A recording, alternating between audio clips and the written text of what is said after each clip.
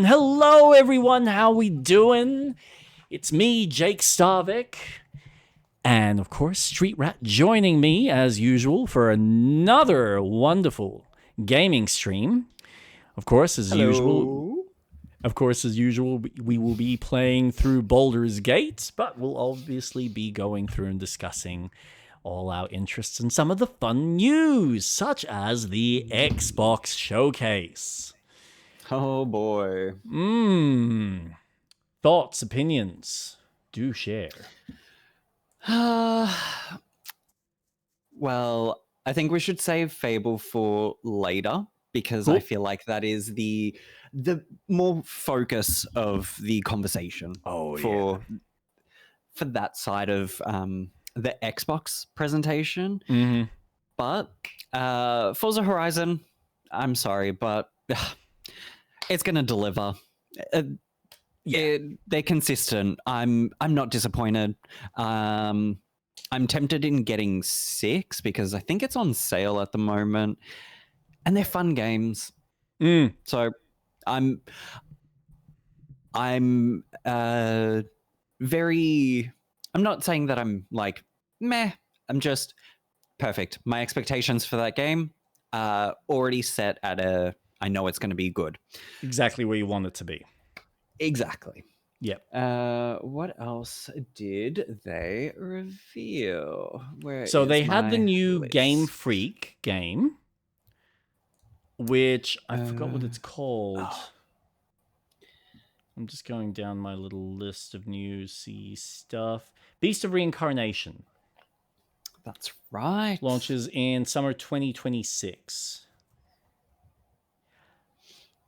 I have like two specific thoughts. One, I think personally, I don't really give a flying fuck about this game, Mm-hmm. but I think it's cool that they're doing something different and they are delivering in something that I think a huge sect of gamers are probably going to enjoy. So that's neat. And it's certainly something different in a lot of respect with the way it plays with the vines and the elemental stuff and the kind of general feel. But at the same time, is this not a slap in the face for all the Pokemon fans that they've been putting this level of effort into this game and the last Pokemon game, which I know you've enjoyed, and I'm sure a large sect of Pokemon fans have also had a kick out of it. But let's be fair, it's nowhere near the level of quality that they're putting into Beast of Reincarnation, which then also No. begs the question, have they just been hoarding the money for this project?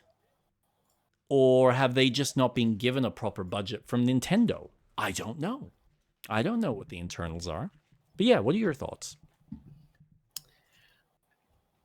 It's really interesting that we've gotten such a shift in the Pokemon scene from Game Freak and then having Ilka join part of the development for some of their other titles. Mm. And it's been interesting going onto a home console for the Pokemon series. Mm-hmm. Now, I'll get to my point. It's more 3D. We're testing the grounds for open world, and then when you want to make a remake, you try and make it as close to, which is an interesting choice. Mm-hmm. And then you get into more, and I might be criticized for saying groundbreaking, but for Pokemon, I think Legends is groundbreaking for them specifically. Okay. They're testing out new ways of interacting with the world and Pokemon. But then you're given the team a brief. It just seems like they're having fun focusing on something different. Oh yeah, it is. It is very much a step away, and there is elements Yeah. that feel like it's pulling from what they're familiar with. Because Mm. you've of course got some of the mechanics revolved around the wolf, which I think is neat. But there's also a grander kind of focus on your character as far as your growth through this world that you're kind of exploring. So yeah, I mean, again, I don't really have much to say because it's probably not something that I'm going to be invested in, but it's neat that they're doing it. It's different. You can't fault them for again taking a a, a break. Like you said, it's refreshing for them. It's Mm. very much what like the Forza Horizon team are doing with Fable. Yes. And I keep forgetting that it's them doing it. Yep. Yeah. Well, I mean, that was the fascinating thing is we had 2 games shown from Playground.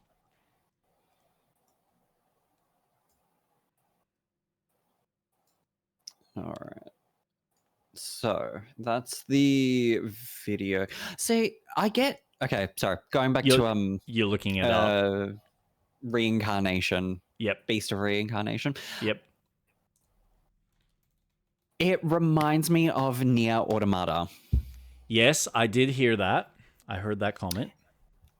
There's just yeah, it just feels nice that this company's given something new to work on, Mm-hmm. and I'm excited. They've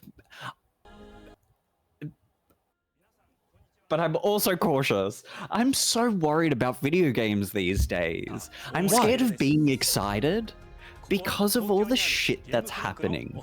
There's so many moving parts now. Yep. One topic I really wanted to talk about, and it's going to shift video games completely for a very long time. The shortage of all the parts to build a PC is getting exponentially more expensive Mm-hmm. for the normal day consumer. Yep. Though large companies can afford that tech, Mm-hmm. they're going to be utilizing a lot of that and not compromising their games to suit for people who cannot afford to upgrade. We're going to see a large shift in video games from big studios that are going to focus on more realism, more of these graphics, groundbreaking game mechanics and vistas and all that marketing bullshit jargon that they love to spew. But when you've got other studios that are one person or Mm. maybe a team of 20, they're not going to be pushing. And we're going to see a lot more of these, let's call them finite games, because they're so limited in what they're going to provide. They're going to be the pixel 2.5D HD style, the PlayStation 1 aesthetic, the polygon era. We are going to have a large shift in how a lot of the AAA or fucking quadruple A, as some egregious companies like to say. With their marketing The spiel, yes. yes, Yep. we're having a division of, well, these studios will need to take a large loss specifically for the style of games they want to make on their very strong PCs. Mm-hmm. Consoles are not going to be able to catch up because they also are suffering from the shortage of these pieces of tech. Correct. Yep. And and this will segue into a later conversation as well, because I just want to say, fuck Ubisoft. Fuck you. I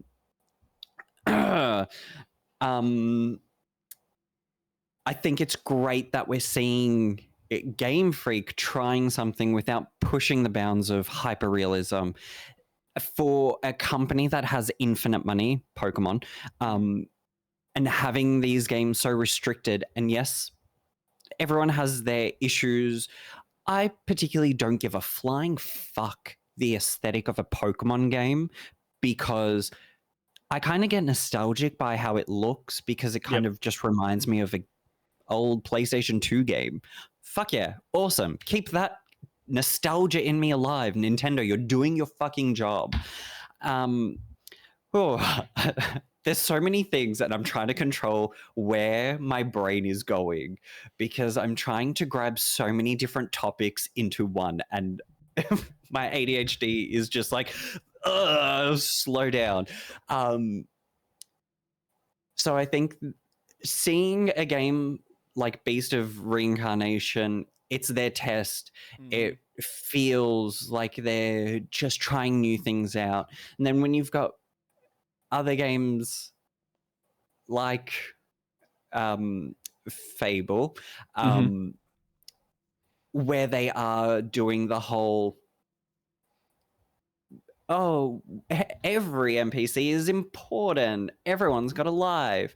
It's like, Jesus Christ. I guarantee you a lot of people are not going to be able to play Fable by the sheer amount of things that that game has to offer.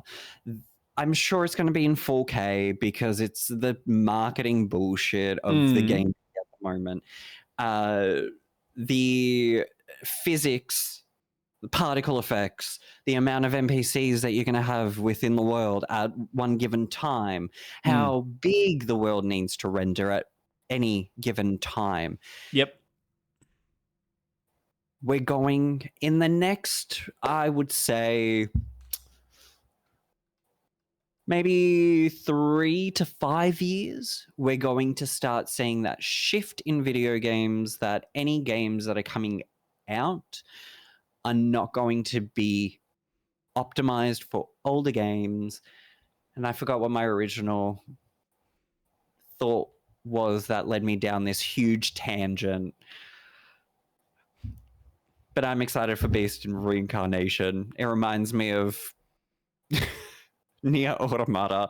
Yep. I've lost it. I'm where am Okay. So Where let's break this down. I am sensing a level of fear in the way the market is structured, which is completely fair. I am worried about games. That's my original thought. Yeah. Yep. And of course, by that extension, you're also concerned about how games, through the effects of the cost of the tech, will be affected. And of course, that'll be affected in the sales because, of course, people are not necessarily going to be able to afford these larger scale games, all right? And then you're concerned about a lot of these kinds of studios who are trying something different, who aren't necessarily these big budget companies, not having the opportunities and failing, and then people missing out because they can't afford to even get the tech in the first place, which is all fair. Like, this is the thing. There's no denying that I think the economy is in the shits. People are, to some degree, losing jobs. But that's not to say that everyone's lost their jobs, and that's not to say that everyone's in the shit. It is unfortunate, and it's kind of a shitty reality that it's becoming an interesting case of the haves and the have-nots, that the people who can afford even just a PlayStation 5, like, so currently, let's have a look, JB, because this is, you got to remember that something like Fable is coming out on PlayStation 5. It's already been announced in that trailer from the Xbox Direct. That is right. It is multi-platform. So, with, I think, Switch 2 coming out later? Yeah. So, all right, you're looking at about $829 just for a slim PlayStation 5, which I think is about 500 gigabytes of storage. Technically, it's less when you include how much they use for its partition. No, it's 1 terabyte. All right, so it's 1 terabyte of storage, which is a decent amount. It is expensive, but in the grand scheme of things, and granted that price may go up, and probably will, maybe not necessarily at the start of the year, but that'll eventually go up unless Sony is happy to lose on the cost, provided that they're still getting their 20% sale. That's something that they might decide to just eat. They might not. We don't know. But that's still the cheapest entry point if you're wanting something for gaming. And now, I agree with you that it does kind of change the landscape for a lot of people. And especially when more people are, let's be realistic, even the younger generation right now is more interested in picking up a tablet. And I've had this discussion. A tablet or a phone, which is still like a phone. Most of the kids typically want the high-end phones, which probably start at $1,200, $1,500, unless their parents are like, no, you're getting a base iPhone.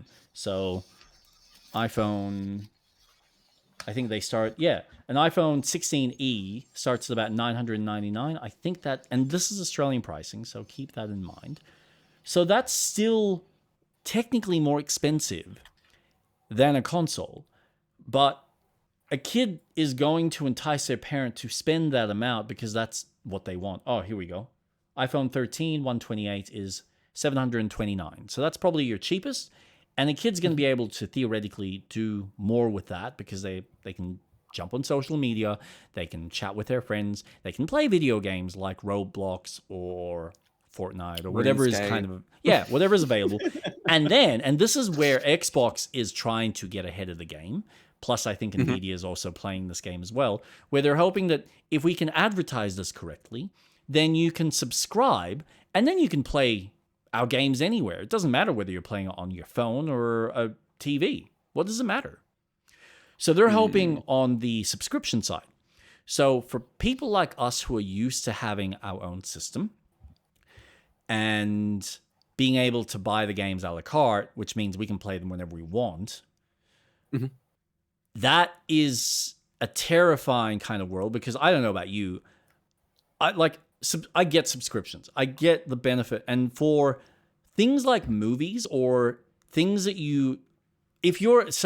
it's an interesting thought process, right? From a philosophical standpoint, because we're living in a day and age where most consumers, for a large portion, have very much just been consume, move on, consume, move on. There's a reason why reality TV is as successful as it is because there's drama and storytelling all delivered in a concise and a long-term way that keeps people invested. It's the same type of formula, but it's obviously different and changed based on what people they put into the show and what activities they get them to put them in, or what activities they get them in. But it's you watch it and you forget about it. It's not like you're sitting there going, oh, remember that time in Survivor, how that person did this and that. Like sometimes you might, but it doesn't have the same long-term standing. It's not art. It's entertainment, right? Correct. And a lot of the video games that are your high-end, high-budget things that they're obviously selling from a service perspective, even though it's art, because there is a lot of art that goes into it, it's still entertainment. It's designed as entertainment. But I think there's always going to be a place for people who appreciate the level of craftsmanship and the level of detail that goes into making a living, breathing world or making an experience that, you walk away and you go, holy shit, I never thought about that perspective of life. I'm just trying to think of games that kind of go into that. Like, oh, damn it. Why can't I think? My brain is fried. Gone Home, for instance, is one of those. Or, The Witness is a puzzle game. So you have things that are just there for the entertainment perspective, which is also perfectly fine. But I think there's always going to be people who are willing to invest the money for things that they see value in and they want to rewatch. So there's a reason why, even though most people have moved on to streaming, I think Blu-rays or some sort of physical media is always going to exist, because there are people that appreciate that high level of, I get to keep my content and I get to watch it and I have all the special features. Now that might change. It might be in a digital format like we have in Steam.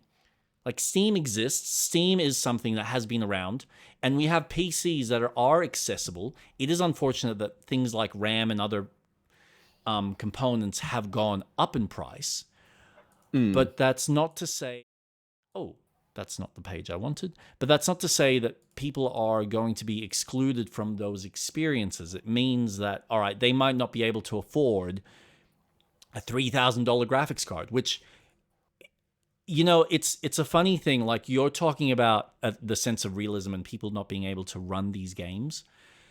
When you look back at some of these older games like Crysis that had these ridiculous requirements for the systems, you also got to remember that a lot of these developers, when they were designing this stuff, they were designing it from a future-proof perspective. So they went, right now it doesn't work, but we have a theoretical idea that if in 5 or 10 years the CPU power gets vastly improved, the GPU capabilities are vastly improved, then this high bar that we've created within the world, these assets and all of these textures that we put into the game and all the physics will catch up. So it's like we've put in the parameters so that the game can look really fucking detailed and good, so that in 5 or 10 years, when you do have a better system, or when those systems come out, because maybe they don't even have it at the time, they can go, yep, at least it's capable of handling that and still look amazing. So there are some developers that work on that kind of mind frame. And then there's other ones that just go, what's the top of the top that exists? We'll develop for that at the time. Maybe if the game's really successful, we'll do updates so we always keep it to that high standard. And then you've got the spectrum all the way going down to whatever the lowest common denominator is. Because guess what? They are aware of the situation, and these developers are not stupid. They're not trying to they don't want to cut off a large portion of the market just because graphics.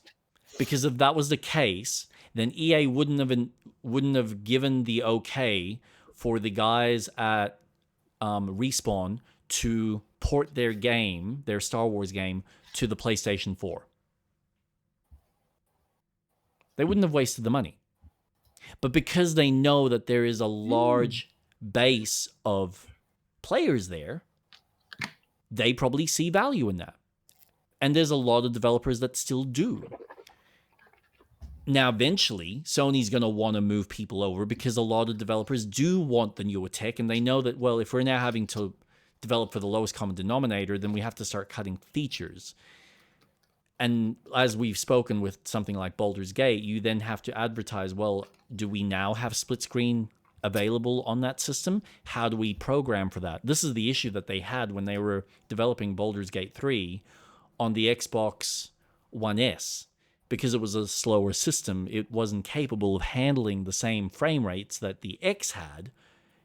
And so they had to sit there and figure out what they needed to do, whether it was from the back-end programming standpoint, whether it was the NPC quantity or the physics or whatever it was that they needed to adjust to lower that development. And then you get games like The Witcher 3 that you had a completely different studio that CD Projekt Red probably paid and said, here you go, find a way to make our game run on the Switch. Yeah, true. So they will go will go where the money is. If they see that people, I mean, we're seeing this right now. We're seeing the success of these smaller shitty, I mean, I'm not going to, they're not shitty, but these smaller co-op schlop games, as they're referring to, that doesn't have the level of detail that The Last of Us Part 2 has. Because, of course, these developers don't have that kind of money. They don't have fuck you money. Like, Fable has had fuck you money. Because, and this is something I was reading in the interview that we'll go into, they've been working on this since like 2017. But because of the success of Forza 3, they've had the ability to do that, plus the backing of Microsoft. So they've had a long time to sit there, twiddle their thumbs, think about what and how they wanted to build the game, then build the engine, and now deliver the game, and also go to the effort of having these 1,000 NPCs.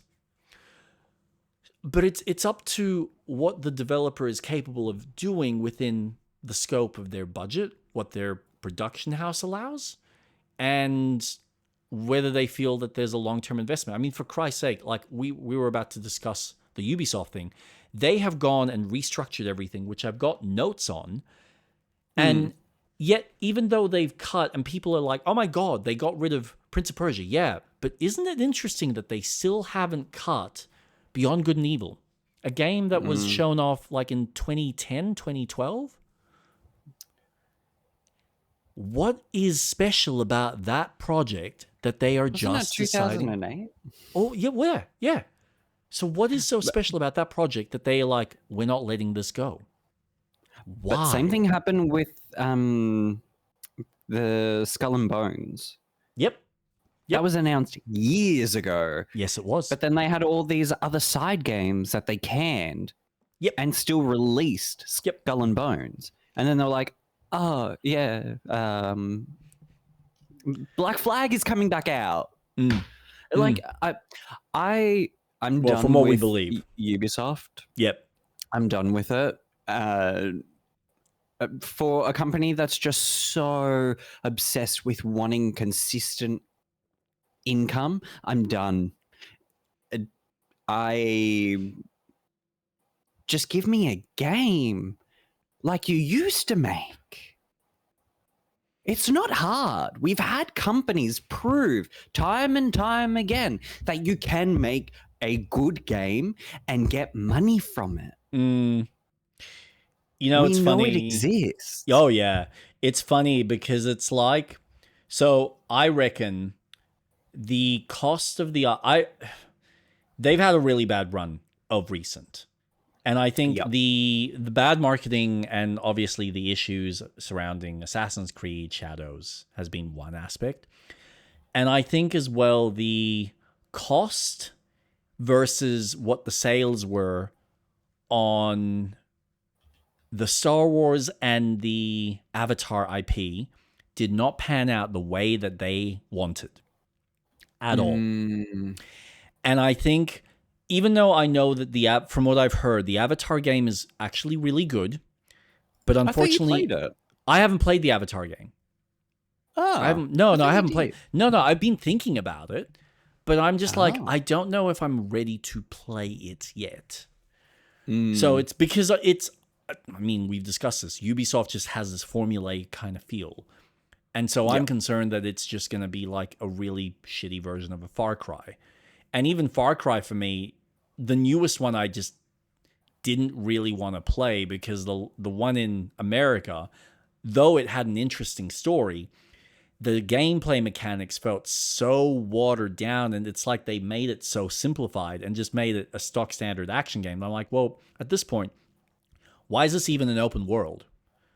What is the point of this being an open world if there's literally nothing for me to really feel like I'm actually growing in this world or really discovering, when it's literally just check off another encampment? It's that and for some people that works, and that's fine. But I guarantee you, majority of people are not looking for that in a large scale open world. They want to play open worlds that have interesting things to do and have systems for them to fuck around with. This is why Zelda has been successful. This is why Elden Ring is successful, because it doesn't necessarily play with systems. It plays with exploration and gives you something different around every corner. So it's like, pick one or the other. If you want exploration, make it interesting. Otherwise, add systems so that we can fuck around with the systems. Because Zelda isn't necessarily unique throughout the whole 100 hours that you're playing. No. Like, there is so much that's recycled, but it's the systems that you can fuck with that makes it interesting. Same with Minecraft. Open world, systems that play with each other that you can play with. And there's also the exploration side of it, which play into that in a very simplistic standpoint, versus GTA, where they go, we're not necessarily going to give you a whole lot of systems, though they do, but it's like very kind of controlled systems. But we're just going to give you a really unique world to explore so that every edge of it feels unique. And the problem with Ubisoft is they go, it's a really beautiful world, but when I explore it, I feel nothing from it because nothing feels unique. The historical side is great if you're just wanting to approach it from a historical perspective. But then you play the game and you go, well, the systems aren't, there's not really any interesting systems there because once you get the core mechanics of the game, that the loop is exactly the same. There's nothing that plays with it because you can't challenge the systems, nor is it doing the Elden Ring thing of going, well, we're going to have interesting boss battles or interesting enemies or interesting designs or interesting this or because it's just, well, I'm going through Japan. And so, of course, I'm just fighting samurai warriors, just slightly higher level, maybe a different color. What do you do with that? Make sure that they drop their green, blue, yellow, or purple loot. Yep. And so, like, the best example of a developer that just knew how to play that fine line of that kind of development, I think, is the Yakuza guys. Because let's face it, they knew that they were just making a standard brawler. You're going around and you're just beating the same kind of guys again and again. So they're like, well, why do we need to make an open world? Let's just make a small district. And then we'll add a few other mini games just to spruce it up so you don't feel like you're kind of just doing the same thing. You can, well, yeah, it's a lot. It's a lot. And they're detailed games, but it's just... But that whole... okay, Yakuza is, and Judgment is a perfect example of making a really hyper-detailed area because it's so well confined that you can just fill it with so much shit in detail. And the sheer amount of mini games is astounding. You don't get that in a large game. GTA is probably the only one that comes to mind. And Red Dead, like the not FromSoft, Rockstar. Sure, they've got mini games in their open world. They do it superbly. No issues. Yakuza, you can walk around the map pretty quickly. But fuck, do you want to just spend a few hours playing pachinko? Go for it. Yeah, it's great. Or go play this racing car game where you're just like driving a racing car around the track, but it's so like in depth. Like it starts off something so simple and then it gets more complex. And then you're worrying about, well, I need to have the right kind of motor, but the right kind of wheels, because depending on the terrain, there might be grassy terrain. So I need something with grip, but I also want something that's going to allow it to be faster, but not too fast. It's going to go around the corner and like fly off or something. And it's got to have enough juice. And then you're worrying about the weight of it. And it's just like, what the? So they put in a little puzzle game into this very simple mechanic. And you go, wow. And Ubisoft just kind of goes, yeah, here's just another camp. And here's a lot of weapons with skins that we'll give you and DLC. And it's like, it's fine. It's an action game. But I think Doom is a better example of just make a really good action game that's just beginning to end solid entertainment.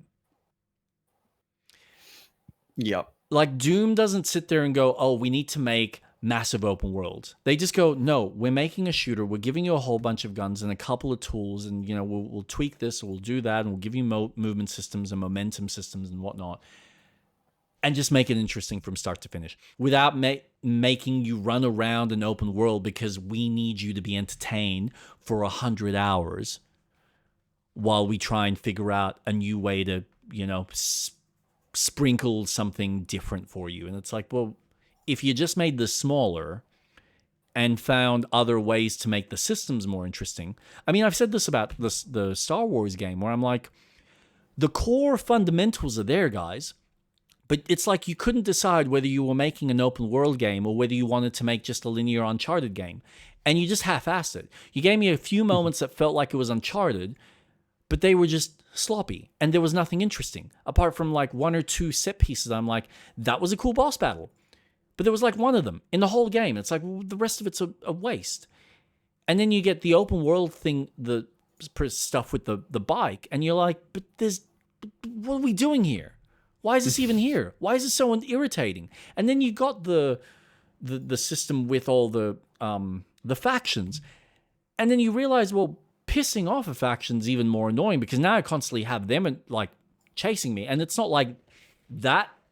The chase sequences are interesting, or the fact that it's not like they're walking into a bar or getting in the way of your mission. It's like, oh, now that I pissed off that faction, every time I go riding into the open world, now I'm going to have 7 bikes on me. So now I have to sit there and wait for a little, which I know they fixed and they allow you to now just shoot them. But I still think, well, but you haven't actually done anything interesting. It's not like I can, try and ride around and have them swerve off into a bush or something, or like Need for Speed used to do this, where you're being chased by the cops and then you find like a little barricade that you go through and the guys crash, or the cops crash behind you.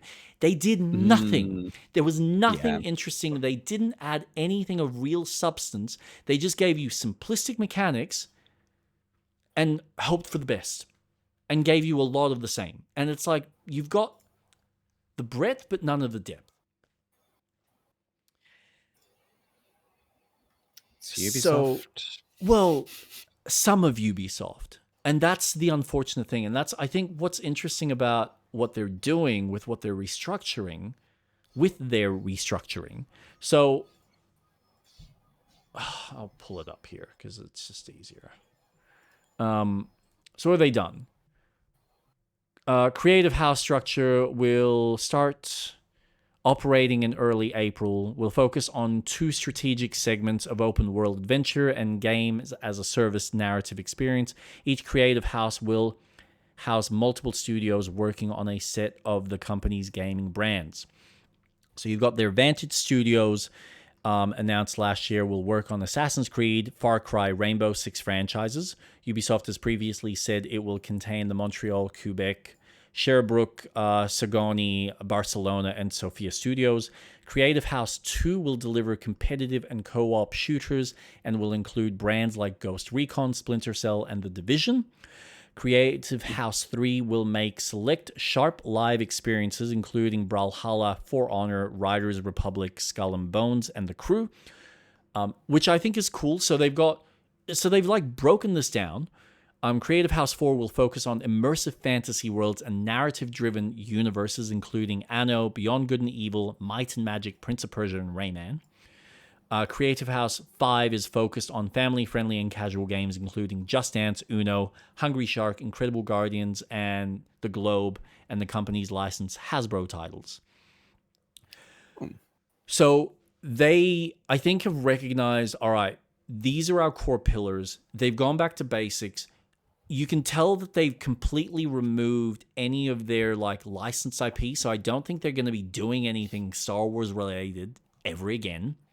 I don't think there's going to be anything that's Avatar related or anything else. So they're looking at what are their core IPs, what's been successful, let's actually make them work, and then have these teams actually really focus on what they're good at and deliver the best product for that. So, I mean, I'm hearing that the next Division 3 is apparently going to be big. So you got to wonder what they're trying to deliver there. They've obviously been working on the Beyond Good and Evil game for God knows how long, which I think there's maybe a side of them that's like, we see potential, but you really need to either shit or get off the pot, which is maybe where the Prince of Persia cancellation comes in, where they're like, we can put the money into this and have that, or you can have this really big, massive game that could be your next GTA if you bother to put the resources, time, and energy into that. So I think if, and this is a massive if, this is all speculatory, right? If, for whatever reason, they've actually pulled their head out of their asses and recognized what stronger IPs they've actually got from a nostalgia standpoint, they could put themselves in the position where they could actually release far more focused titles that'll be far better, larger IPs at the end of the day. But it all comes down to how they sell themselves and how these IPs resonate with people. And then, of course, when these games come out, if these games come out, are they going to resonate with people in a market that might not necessarily have the funds to afford a high-end system, even if it is like a PlayStation 6, depending on when that decides to arrive? Or are they just going to have to make sure that these games are being released on a PlayStation 5 and then also making sure that it can run on the new hardware? So it's all fucking up in the air. I need to see proof because Ubisoft has played this violin before. You're not the many only one. times. I mean, and I need to see something. Considering how many people have pulled out of the share market from them, and they're down. So Kate was actually looking at it for me because I'm like, you know what? I'm actually wondering whether it's worth buying some. And she's like, it used to be €150. Now it's down to 4. Oof. Mm-hmm. Fuck. Yeah. So like when people are talking about, oh, it's gone down by 30% recently, it's like, yeah, but look at it in the scale of its like highest point to now what it is. And it's a massive drop. And I guarantee you their main shareholders and people like Yves Guillemot is looking at that going, we really need to do something here. And the last few years, a lot of their like hopes and dreams on these big IPs, because I guarantee you they sat there and they looked, okay, we probably didn't make too much on the last Avatar game, but by God, this new Avatar game, it should do better. Like it's James, the last few movies have done how much? So if we make an Avatar game, it should be amazing. And Star Wars, well, Star Wars is fucking fantastic. Why would we not make a Star Wars game? And that just didn't work out because unfortunately their developers, for whatever reason, I think they assumed that they could just release the kind of game that they did and it would sell. And it's just proven no. I'm sorry. People can see bullshit from a mile away. And when you've continually delivered the same kind of bullshit, and then you try and throw even more lack of quality and care, they're going to see that. And it's not to say that they don't deliver on these good games, because like I played the Crew 3 or the Crew Motorfest, really good racing game. Like it actually is an improvement from the Crew 2. I look at the skate game, their like little sports game, and I'm like, they're doing something really cool. From the last snow game that they delivered to this, they're trying. And I think they have IPs that are doing well, but they don't necessarily have the same resonance as far as us as gamers are necessarily connecting to on a day-to-day basis. But there are people that are playing their games from a live service perspective. I mean, there are people that are probably still playing and do still play The Division 2. They're still releasing DLC for it. So there's something there. It doesn't necessarily connect with us because we're not playing those types of games. Like, I don't know about you, but I didn't get on the Destiny bandwagon, but a lot of people did. And there's probably some people that just went for for Division 2 and went, this is what I want to play. This is the style of game I want to play. Yep. And the funny thing is, this is what I find really ironic. When you look at the success of Arc Raiders, I mean, Ubisoft had that side. I mean, I've heard this before, that Ubisoft are like one of the pioneers of making that the whole Dark Zone. It's the same style of game. If they just developed more DLC and more content for that mode, and even their survival mode that they had in the original Division 1, the fact that they didn't even bring something like that back, they've got the ability, they've got decent developers there with heads, but it's like they're just not thinking straight, or they don't have the right focus on what they should be doing in order to make the game living and breathing, and allow people to want to stay there and continue spending time with their friends exploring the world. But I also don't see, and this is the other aspect that we don't look at, we don't have the data on what they're seeing based on what their player feedback is.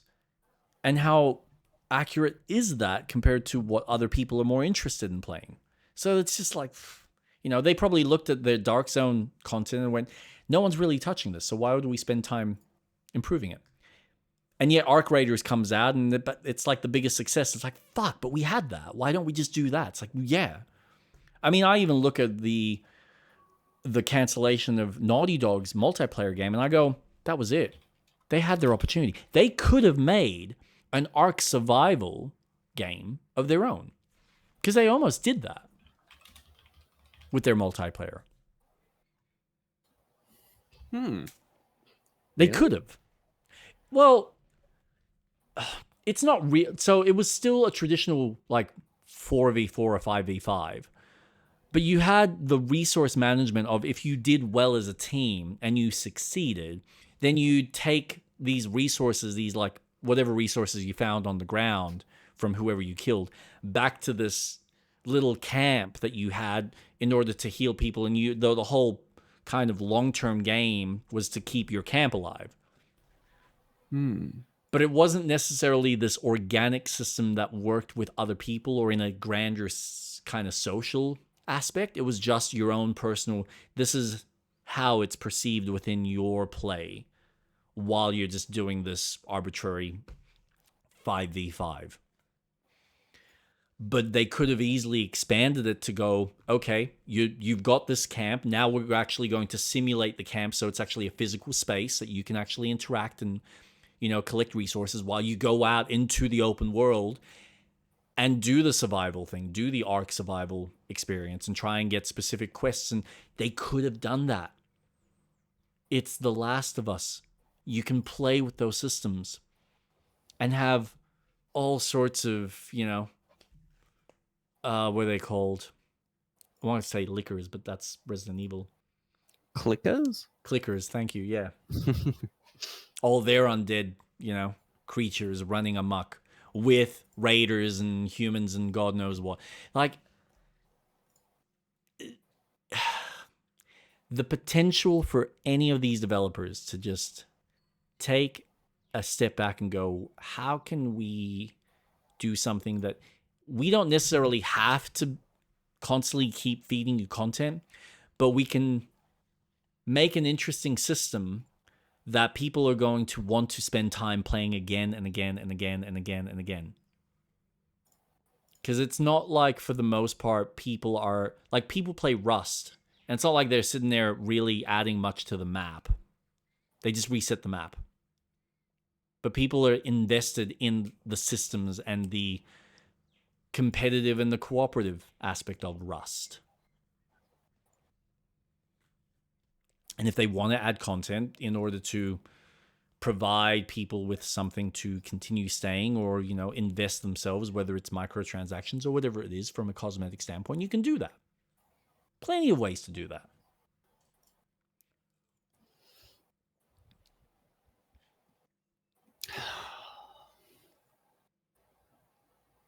It's a lot, I know. I feel like I've just jumped from like multiple. But yeah, at the end of the day, I think Ubisoft's restructuring, they're doing a good thing. Whether it's successful, time will tell. Again, I'm still curious why they are still choosing to put money into Beyond Good and Evil. They must see something there. It's sad. I'm disappointed that I'm not going to get the Prince of Persia remake, especially after I spent the time to replay the first one. So it's like, oh, okay, well, now I can't go buy that product and kind of do the comparison. Okay, cool. Well, then I've got nothing from Ubisoft. But that's okay, because Fable's coming out, and I'm excited about that. Plus, there's like, God knows, there's heaps of all these other things and new games that are coming out. I mean, Enshrouded had a recent trailer that they were talking about their road to release, some of the improvements that they're adding to combat and AI with more enemy variety, as well as like the expanded areas to the map. And then they've got plans, depending on the success of the game, to release future paid DLC. So they then want to expand other regions or add extra regions past the main kind of map, past the main world that you explore. So that's exciting. I think that's really cool for anyone that's interested in Enshrouded. Crimson Desert has gone gold. Yeah, no, I think it did too. yeah. So there is plenty to entertain us without needing something like Ubisoft. And Oh god, yeah. and I think even with some of these studios trying to do the whole go big or go home, let's face it, they're still going to be tied down to where the vast majority of their player base is, because they're the ones that are buying the games. And hardcore gamers are still going to go out and spend money on these games. How much they choose to spend, that's debatable. How much they can afford to spend on various consoles. And this is the thing. When I listen to some of these gamers, I hear the fact that some of them have a PC, a PlayStation, an Xbox, and a Switch. Okay. So now you might just not be able to afford all four, and you can only afford two of them. Or you just decide, well, I only need the one. And then the people that are really interested in the tech, they'll go off and they'll spend $800 or $900, depending on how well the marketing works. And if they choose not to, okay, then they'll just try stuff on the streaming services. I think there's always going to be a fun variety for people, and there's going to be different entry points. Not everyone's going to go off and spend money to go and see a movie at the cinema. They'll just wait till it comes out on Netflix because that's what they're paying for. Or some people like to have the DVD collection or their own digital collection, so they'll connect to some sort of digital service that they can buy the content a la carte or just stream it. There's various ways to now connect with these entertainment channels. The struggle right now for a lot of these companies is the fact that all the investors that they had investing in them are looking at the AI market and going, well, we want to get a return on that because that seems to be growing. So that's the problem.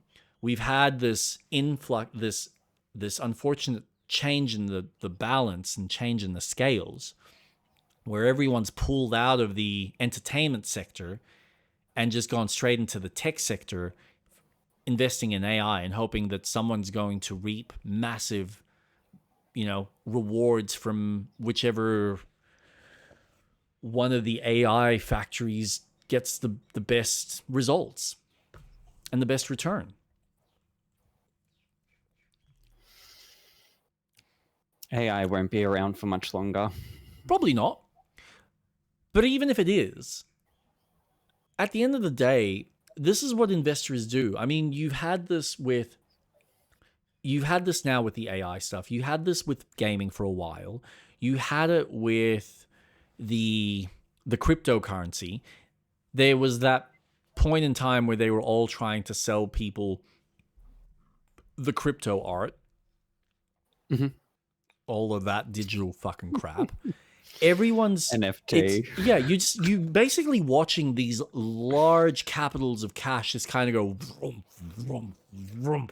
And it's unfortunate that it's going to affect the cost of our tech, but I still think that you're going to you might end up seeing some of these companies just going, what's the best lowest common denominator piece of like consumer product that we can create? Or we start seeing other companies trying to make these kinds of chipsets on the cheap.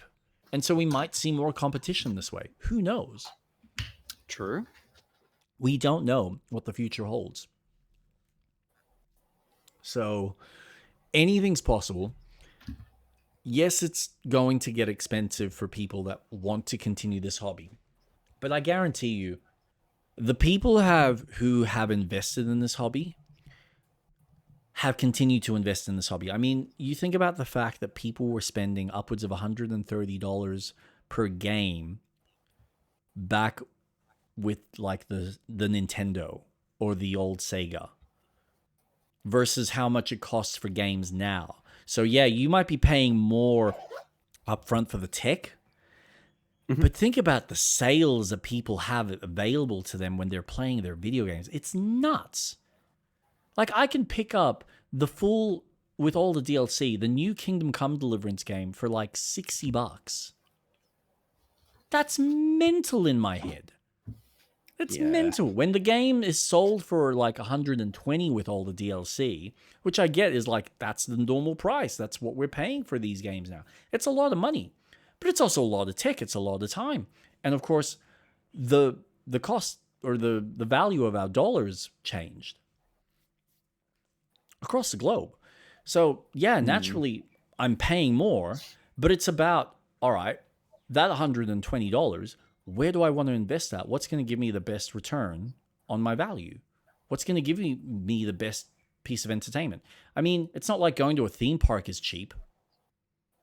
No. You go to So Disneyland, and I expensive. think it's like past 120, $150. Yeah, something like that. So, what's the difference? And that's for a day. And that's less than like 7 hours, 6, 7 hours, maybe 8. And you're waiting in line depending on what time of year you go. So, you Two know, hours waiting in line. yeah, for a ride to go, Mm-hmm. yeah, that was amazing. That was the best For $150 I ever spent. But everyone's value of money is different. of So, course, of it, course. you know, at the end of the day, the ones that really will stand out and will have success will be the ones that deliver something unique and different. Mhm. And then the ones that are just subpar, like the Ubisofts have kind of tried to deliver and tried to sell us, snake oil and gone, look, but it's a Star Wars game. Yeah, but it's kind of shit. People will pull that shit apart and they will speak the truth. And we live in a day and age where you've got plenty of streamers like ourselves that play these titles, show it off, say the truth. I don't think it's going to change as much as you think. I think if anything, they will. If the market stays the way it is and it's going to be tougher, then I think the console generation, unfortunately, you know, as sad as it might be for some developers who love the high end tech, are unfortunately going to have to be far more creative with the tech that's available to them now. Yeah. And I think that's what's going to be fascinating to see because we'll end up seeing this might be the time where people realize, okay, people don't have the money to afford high end tech. You might have in the back of their minds a hope that, okay, well, maybe more people, because you have like, I think Mark Zuckerberg said this in an interview years ago where he's like, oh, people won't have PCs. They won't be able to afford it. They'll just have to stream all this shit. I'm doing well, Jamkey. So yeah, you do have these elitist rich people that just assume that everyone's going to be poor and are not going to be able to afford their own, computer, and they'll have to have a subscription service for this crap. Yeah, there might be some Yeah. people, but there might be some Mm. people that will just be able to afford it because it's what they want and it's the type of entertainment that they want to have, and they will always Yeah. find a way to afford it. And they might just decide, well, you know what? I don't want to have kids. I want to play video games. Because Me. that's yeah. Well, but that's my point. Yeah. If you want to play video games, you're going to play video games. What type of video Mhm. games? Well, that's entirely up to you. Is there a change in some of the culture? Absolutely, because kids nowadays are more exposed to mobile gaming than they are to console gaming. Unless you have a parent like myself who are introducing them to console gaming just by extension. I mean, I look at Emma, for instance, she has a PlayStation 5 recently. She had a PlayStation 4. I gave her a PC. Do you think she used any of that? No. No. No, because all she wanted to do was on the PlayStation 4, even though I gave her things like Uncharted, she had Tomb Raider, she had a couple of other titles. Yes, it was the newer Tomb Raider. I get it. That's blasphemy, but it's still something. It's still, you got to start them all. You got to give them something new and kind of go, okay, maybe. Yeah, of course. But what did she play? Minecraft. And then the rest of the time, it was back on her phone playing Roblox. Exactly. Because that's all she knew. That's what she was comfortable with. And that's where she could socialize with her friends. But if her friends can't afford a console, but this is the thing. And then she had a friend that got into Monster Hunter because her parents could get her a console, and she was really invested in that. So, okay, by extension, she probably wanted a console so she could play that kind of game. This stuff happens. It goes around, and this is what's going to be interesting, right? I wouldn't be surprised. Like right now, it feels like the industry is in this lull, and there's this concern that there's not a lot of money going into gaming because not a lot of people are buying, at least from the high-end standpoint. Mm-hmm. Watch what happens when GTA 6 comes out. Oh. Because I think, and it could go either way, but considering the success that game has continually had every time it's released since GTA 3, yep, I wouldn't be surprised if that will be the influx where people will go out and buy consoles in swarms, whether it's an Xbox, whether it's a PlayStation, but it's going to be marketed on PlayStation, so I guarantee there's going to be a huge uptick on PlayStations. Mm-hmm. That's going to be your main console, because everyone's going to have a PlayStation to play GTA, and they're going to do it because it's going to be the talk of the town, and you don't want to not be part of that cooler moment. And through that, if Sony's smart, and I'm sure they will be, they will utilize that opportunity to maybe try and market some of their other stuff. So now that you've got someone to spend the money on the console, you can maybe also keep them on the console with some of the other titles and diversify them.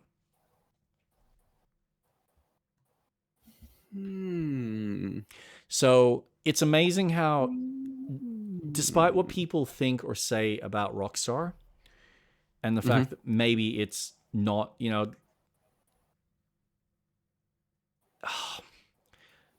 it's not that they're shit. They're an amazing studio, and they put a lot of money and a lot of time. They do an amazing work. But I'm sure that some people probably have this thought process that it's like, yeah, they're okay, but... And that's fine. You're entitled to that opinion. But there is no denying that the cultural impact that series has had since 3 came out on the PlayStation 2, that doesn't carry over to now. And then has an impact in the console's success or the sales of other video game success. Because it's just kind of pulling everything by the tail. We've just been waiting for this massive big whale to just finally fucking go flop into the water to suddenly raise the tides again and just, bring the water back into the lake. And I reckon that'll be also the other big push for people buying the new system in the first place. That'll be the incentive. Okay, so now the fun shot. What are your thoughts on Fable? Now, here's a question. Based on just everything I've read so far from IGN's little thing, do you want me to add some of those facts so that adds some extra context for you in your head? Yeah, because I don't really read any IGN stuff. So no, that's fine. I rarely do, but the article popped up and I thought, oh, if this is an interview type thing, I'm curious. And it's got Ryan, so I'm assuming it's Ryan McCaffrey, which is like one of their best interviewers, and he's probably one of their best veterans that they've got in there. So I'm like, yeah, no, Ryan's great. Ryan's usually one to really know how to ask the right questions and be respectful of the developers while also being mindful of what players want. So what he and I've still got more to read, but what I've gotten out of the interview so far is that so one of the main things when they started the project back in like 2017 and they were going through Lionhead Studios' old pages, one of the things that was pointed out as far as a guiding principle was Fable is not a fantasy, it is a fairy tale.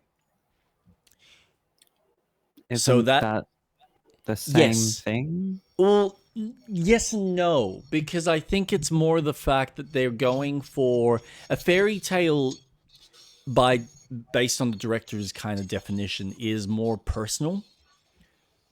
And there's a hint of magic that usually affects someone who's kind of more in a grounded state, as opposed to fantasy where it's, elves and magic's running everywhere and it is more fantasy driven, like there's just higher levels of it as opposed to, very specific unique things that are happening to a character. Yeah. So I think there is a distinguishing difference, even though they're both fantasy. I think the way the stories are told come from a very different perspective. So that's one aspect that I think they're trying to nail, and I think it shows in the gameplay. But the key things that he points out is the 1,000 NPCs that are in the game. They're not procedural, so they actually have been built from the ground up, and they've actually tried to cater and develop every single one of them with their own personality, their own likes and dislikes, their own voice work so that you can actually interact with them.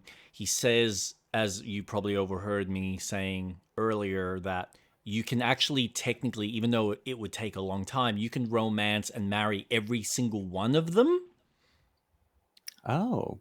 As well as the fact that, yeah, you can hire them for certain jobs or you can fire them, you can, evict them, you can do whatever you want. So there's a lot of those aspects.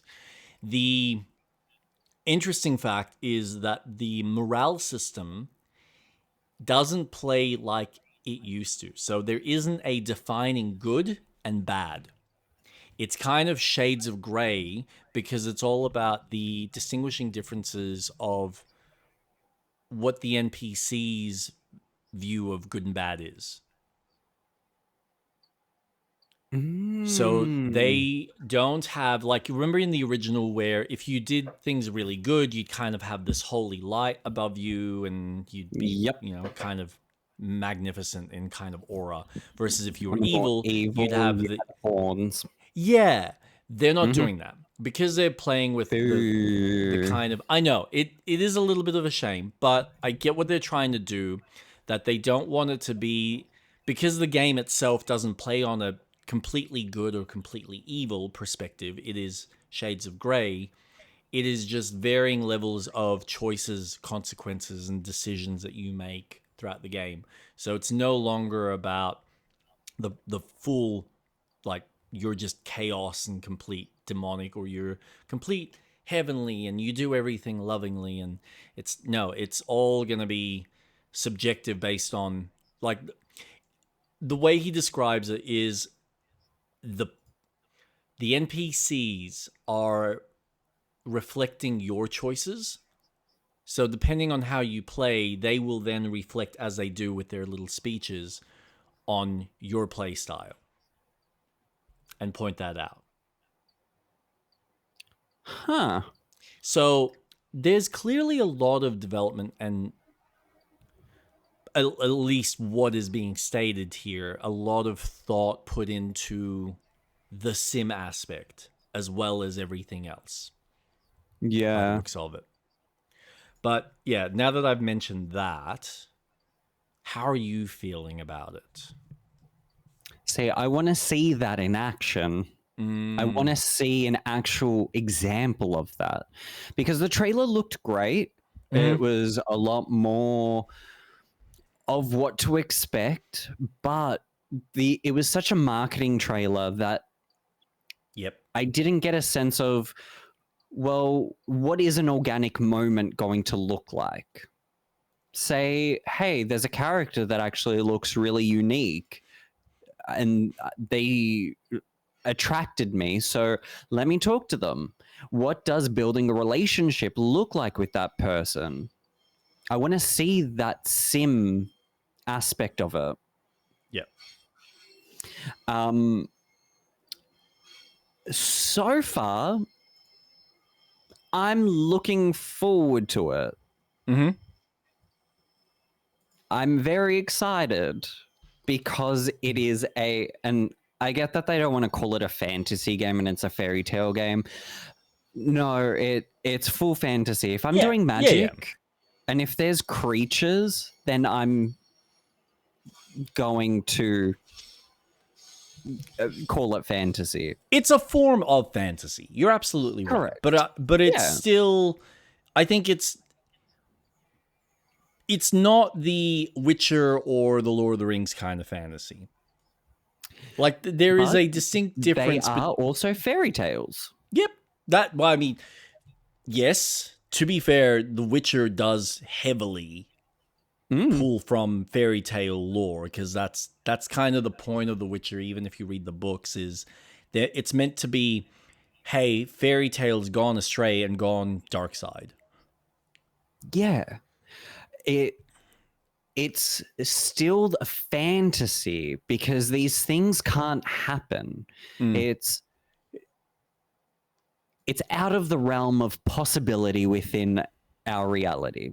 So the aspect of, having the melee mixed with the magic looks absolutely, it's more basic than what we would normally see with say Dark Souls or Lies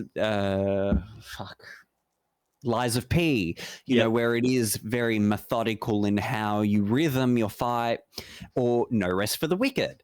This just looks arcadey in the sense of you're going to have your light, your heavy, magic, depending. You've got your shortcuts for your abilities. There's an ability wheel. Perfect. That's great. I don't want it to be overly complicated. No, the game needs to feel approachable and exciting. The challenge should be within the quests, the world.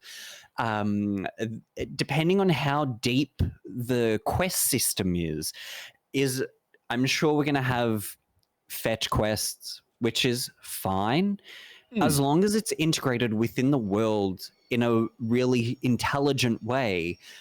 I think fetch quests is great for tutorials, because then it's a great way to get a sense of, okay, this is that part of the world. This is how I can interact with things. I'm familiarizing myself with, okay, this path that I've taken will lead me to A, B, and C. What if I take this shortcut? Oh, look, I found a secret. Perfect. Because I fully expect... Yeah. Oh, sorry. No, just to interject, it's funny you mention that, because that's something that I think I was... dude, that's awesome. I don't think I've ever heard anyone state it in that perspective, and I think that makes perfect sense. Because I know people get shitty about fetch quests in general, but this is something I have noticed with Kingdom Come Deliverance, which I'll go into detail after, about how useful stuff like that is, as far as enticing you to either go out and explore either a random part of the area or a new area that you haven't been to, in order to collect something to then come back. So it's like this, it's a menial task as a means to just get you to go check that part of the map out and see what's fascinating and interesting over there. It's such a common trope in MMOs that you get that fetch quest. If it's done right, the game, it's correct. it's useful, and it's actually empowering. Yeah. I think Guild Wars does a good job with fetch quests because it is all about the exploration. So I feel that has a good grasp of, hey, can you go over to the farmland, get this? And while you're there, you're discovering new things.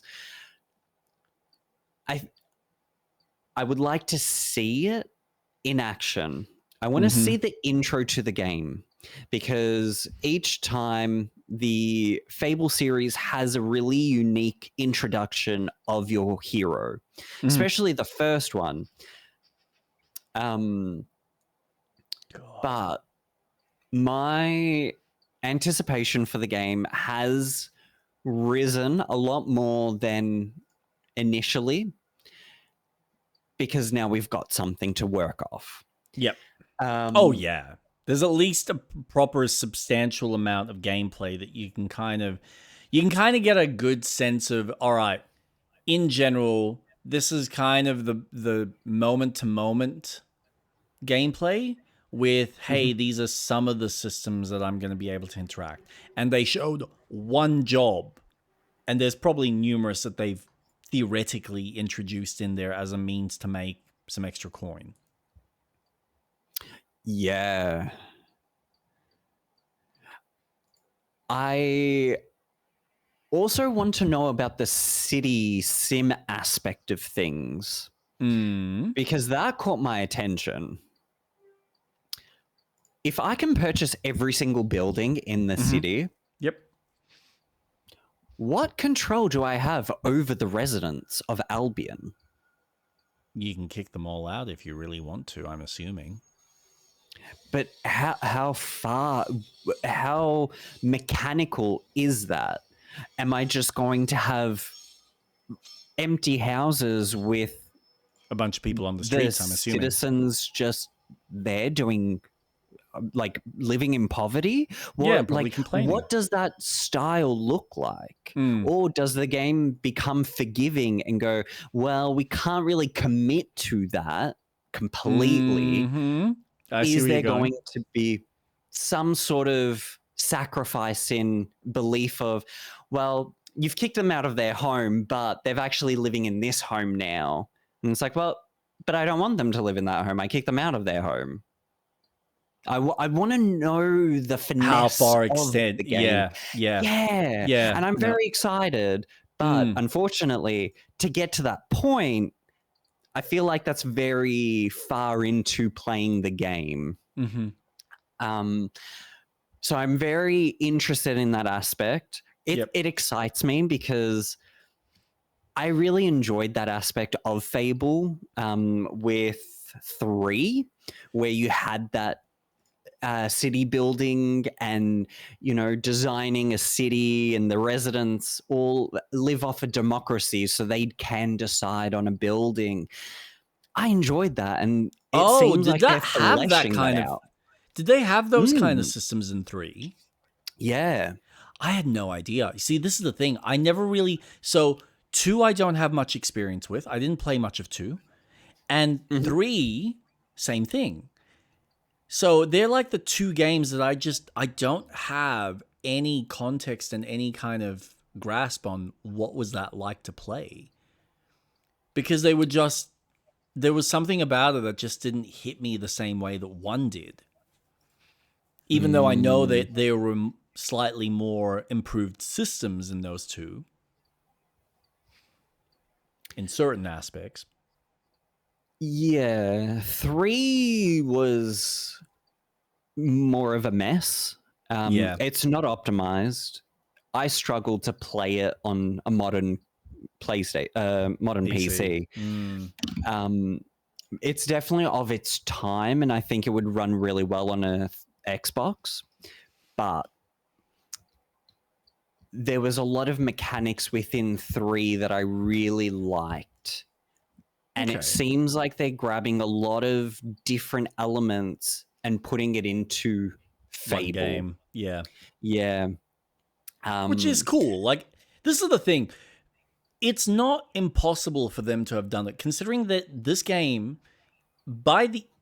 theoretically, if they are aiming for it to come out in the fall, so that's our spring, I think it's our spring. Mm. That's close to what, 7, 8 years of no. Yeah, it's like 7 or 8 years of development, which is a long time. And from what I'm seeing, it feels like there's probably still more that they haven't shown off. And they're kind of alluding to that even in the interview that I'm reading with Ryan from IGN, that they still have more things that they want to talk about, even from a questing perspective, that they haven't touched on, but they're going to show further down the line. I mean, this Mm. is the thing. That's a long time for it to just be a half-ass game, and the sheer size and the scope. Like, you look at the way can't even speak. The character rides around in some of the bigger open spaces. They're big areas. And then there's the fact that there's a small, like, I didn't even notice it the first time. I actually watched it the second time through someone else's stream, through the Sacred Symbols stream. And I didn't realize that there's one of the fights that she's doing with the 3 little troll things. One of the trolls comes in for an attack and hits one of the other trolls. So they Oh, interact with one. friendly fire. Yeah, so there's interactivity even between themselves. So it's kind of it's almost like they've also looked at games like Zelda, not obviously going to the same extent from the building crafting side, but I think just from the interactivity of what you can do in the environment. So this is where it's going to be fascinating, because it feels like what we were talking earlier today, where they were just playing with systems in an open world that seems pretty dense. Yep. But It does Mhm. feel very uh almost like an homage to so many open world games like The Witcher, because the trailer that they showed of the open worldness of the game, Mm-hmm. it felt like The Witcher, Yep. especially when she's riding on the horse. Yeah. It felt like it was ripped right out of The Witcher. You're on Roach and you're going. Fucking sign me up. I'm down for an adventure. Absolutely. And I imagine we're going to be seeing a lot of the enemy varieties later down the track. I imagine we're going to see a dragon. I mean, you'd think I'd be so. shocked. I would be shocked if they didn't.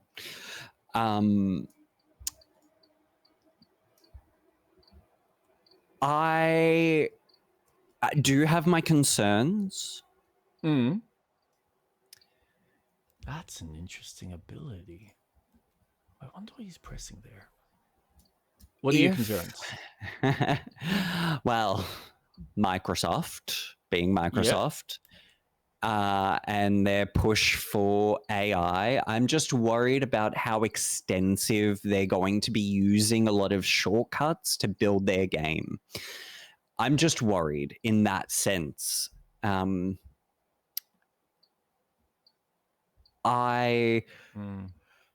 just worried, of course.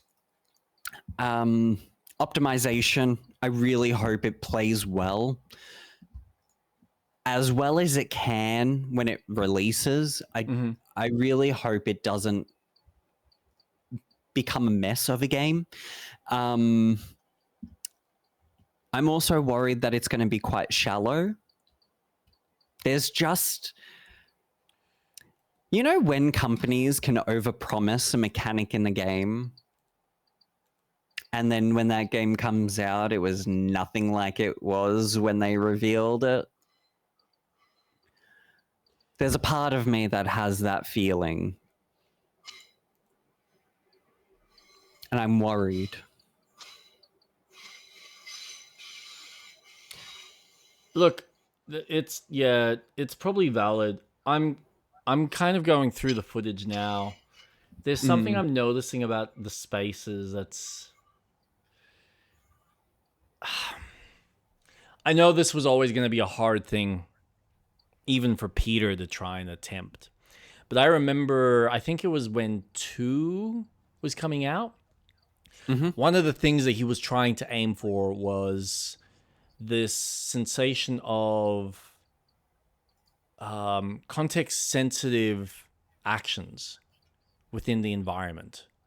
So that if you're in a bar, depending on whether you were near a chair, you might have used the chair as a potential weapon, or you might have kicked the chair. You might be able to jump over the chair as a way of interacting. Or depending on if you're like near the bar, then you can use an item from the bar, like a bottle, and throw that as an action. And so what he seemed to have been implying was the ability to, and I think this is where in his head, the simplicity of the game while allowing for this level of animation complexity, so that even though you're just pressing a button, the interaction and how it plays out on screen would have been different based on where you were situated. Now, they would have been way ahead of the curve in what they were capable of doing. Like, that's probably stuff that I think we're getting closer to maybe experiencing or having that type of game now, with the assistance of like the Epic engine type of stuff, where it's got all the animation toolkits for it and the merging of animations. Yep. But that still is a lot of work for something that doesn't necessarily give the player complete control over the situation, and it is just a button press. Because at what point does it just become, well,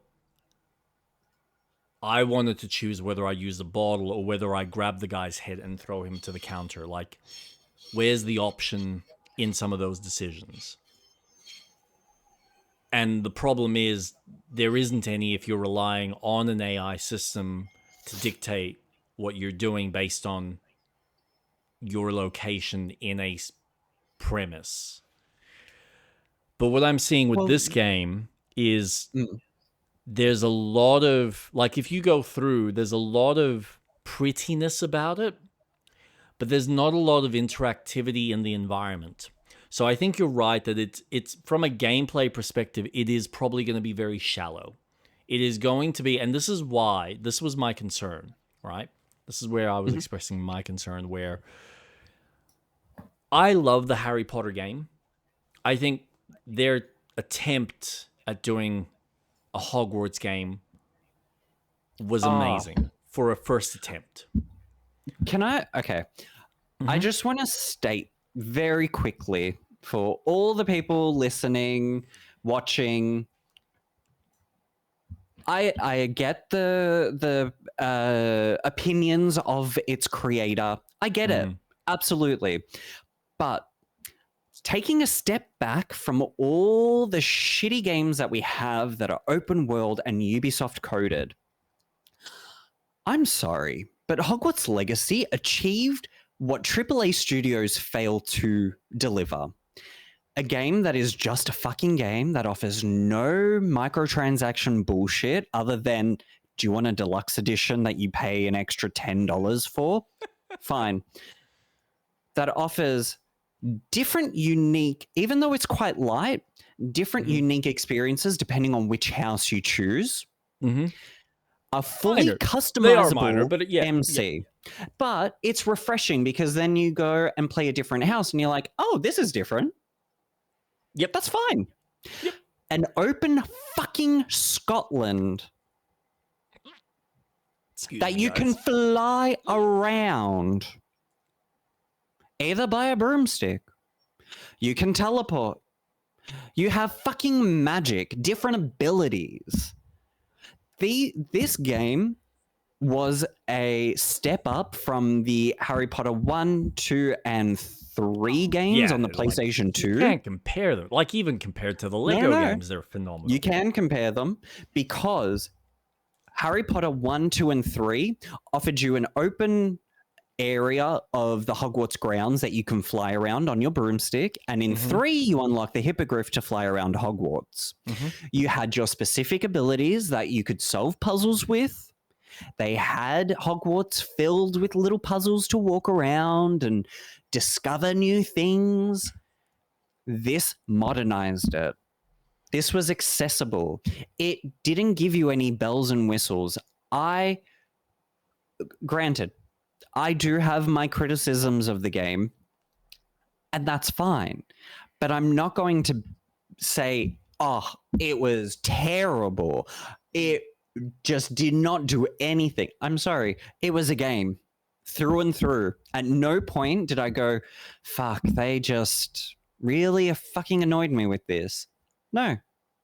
I enjoyed the ride. I was a fucking wizard. That's all I wanted to be.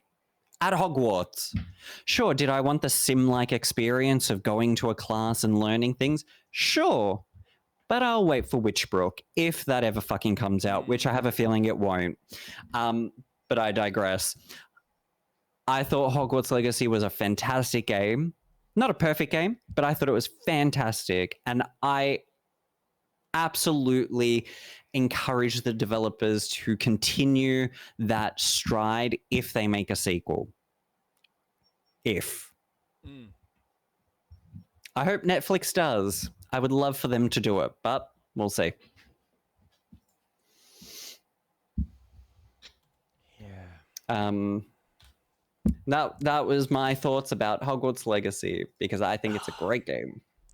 And it is. I'm not disputing that for the type of game that they were going for and in the world and setting that they were making it. I think they delivered a fantastic game. Mm-hmm. Honestly, there was more gameplay and far more interesting systems to it than what Ubisoft's not Fallen Order. What is that game? This is why I care so little about it. God damn it. Outlaws. Like, it's just, it shits all over Outlaws. But here's the thing. And again, it's not disputing the quality and the type of game, because I think what they nailed was the tone and the feel was there, and then the types of puzzles and the type of exploration was like, yep, this feels like the kind of game I'd expect it to be. Yep. But there was something about the combat, and honestly, I don't know what you could do to improve it. Well, I mean, I could think of a few, but it's almost like you would be changing the system so it doesn't play like a Batman game. I know it's not, because it's a different level of complexity when you're dealing with the types of spells that you're playing with. Like, you're using defense spells, and then you've got like certain curses or like certain kind of charms and stuff that you're trying to essentially weaken enemies and do certain things. So there's a bit of that rock, paper, scissors to it. Yep. Which makes it engaging, especially when you're dealing with multiple opponents, because you're trying to defend yourself so it's on screen. It's really engaging because there's so much happening and there's so many little things that you have to be paying attention to, especially when you get into some of the challenges and optional things that you can do in the game, which I never even finished all of that because they get pretty fucking intense. Yeah. But it's fun. There's something about it that I go, this is simplistic, and I would like it to be a step above that. And then I look at some of the puzzles and I go, you're almost there. As a first iteration, this is great. But a lot of the puzzles just become very cookie cutter by the end. There's a handful that I go, that was clever, that was unique. Like there's one or two that I did, which was a maze that you had to find the thing in the maze. And I went, I like that. I wish there were more like this level of creativity. But most of the time they're not. And that's fine. Like, again, first attempt, massive open world. They tried to do a lot. The only other criticism I really ever had of that game was the speed of the broom felt fucking slow. But that's probably just them having to account for the streaming when they're dealing with the game on maybe weaker systems. I don't know. Pop-ups I thought it increased every time you leveled up. Yeah, but doing it's the still Quidditch stuff. Okay. It is the same level of speed that I see the characters in the Avatar game fly on their little birds. Where I just go, Mm, you have designed this you've designed it slow because of the engine is having to render a lot and you don't want issues with it stuttering because there's too many textures that you have to compile. mhm. That's just this is one of those unfortunate things, and this is where Sony has tried to deal with this and mitigate this with the SSD being so closely linked to the system for Spider-Man's purpose, because they wanted to test the bounds of how fast can we get a character to go from A to Z through the city while still having it all look fucking smooth. So that way you can have that sense of speed through an environment.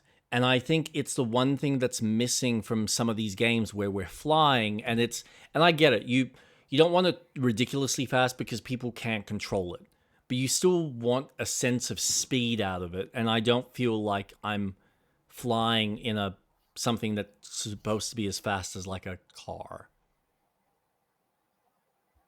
Does that make sense? Yeah. But And again, that also comes down to the space that you have given someone yes.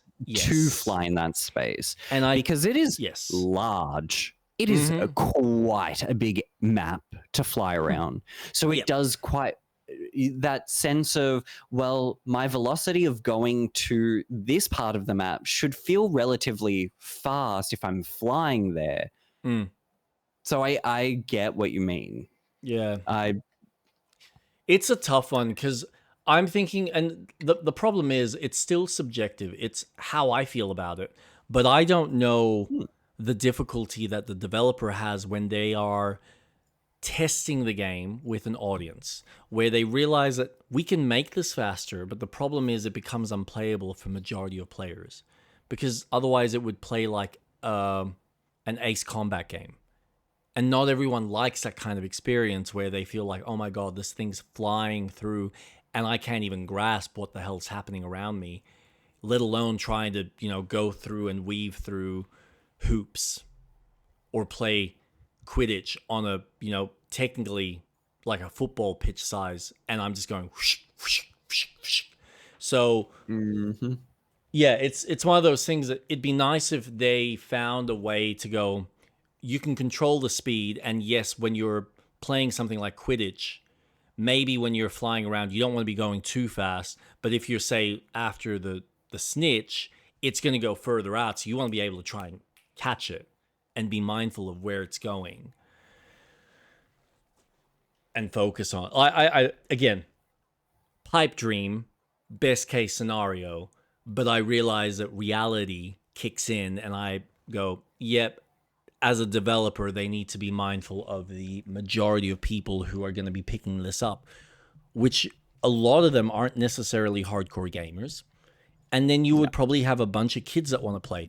And this is my coming back to this, where I look at this game, and you are right. It is meant to be simple. If you look at every single Fable game, it has always been you have an attack button, you have a button for archery, and then you had a button for magic, depending on which magic spell you had equipped. That's it.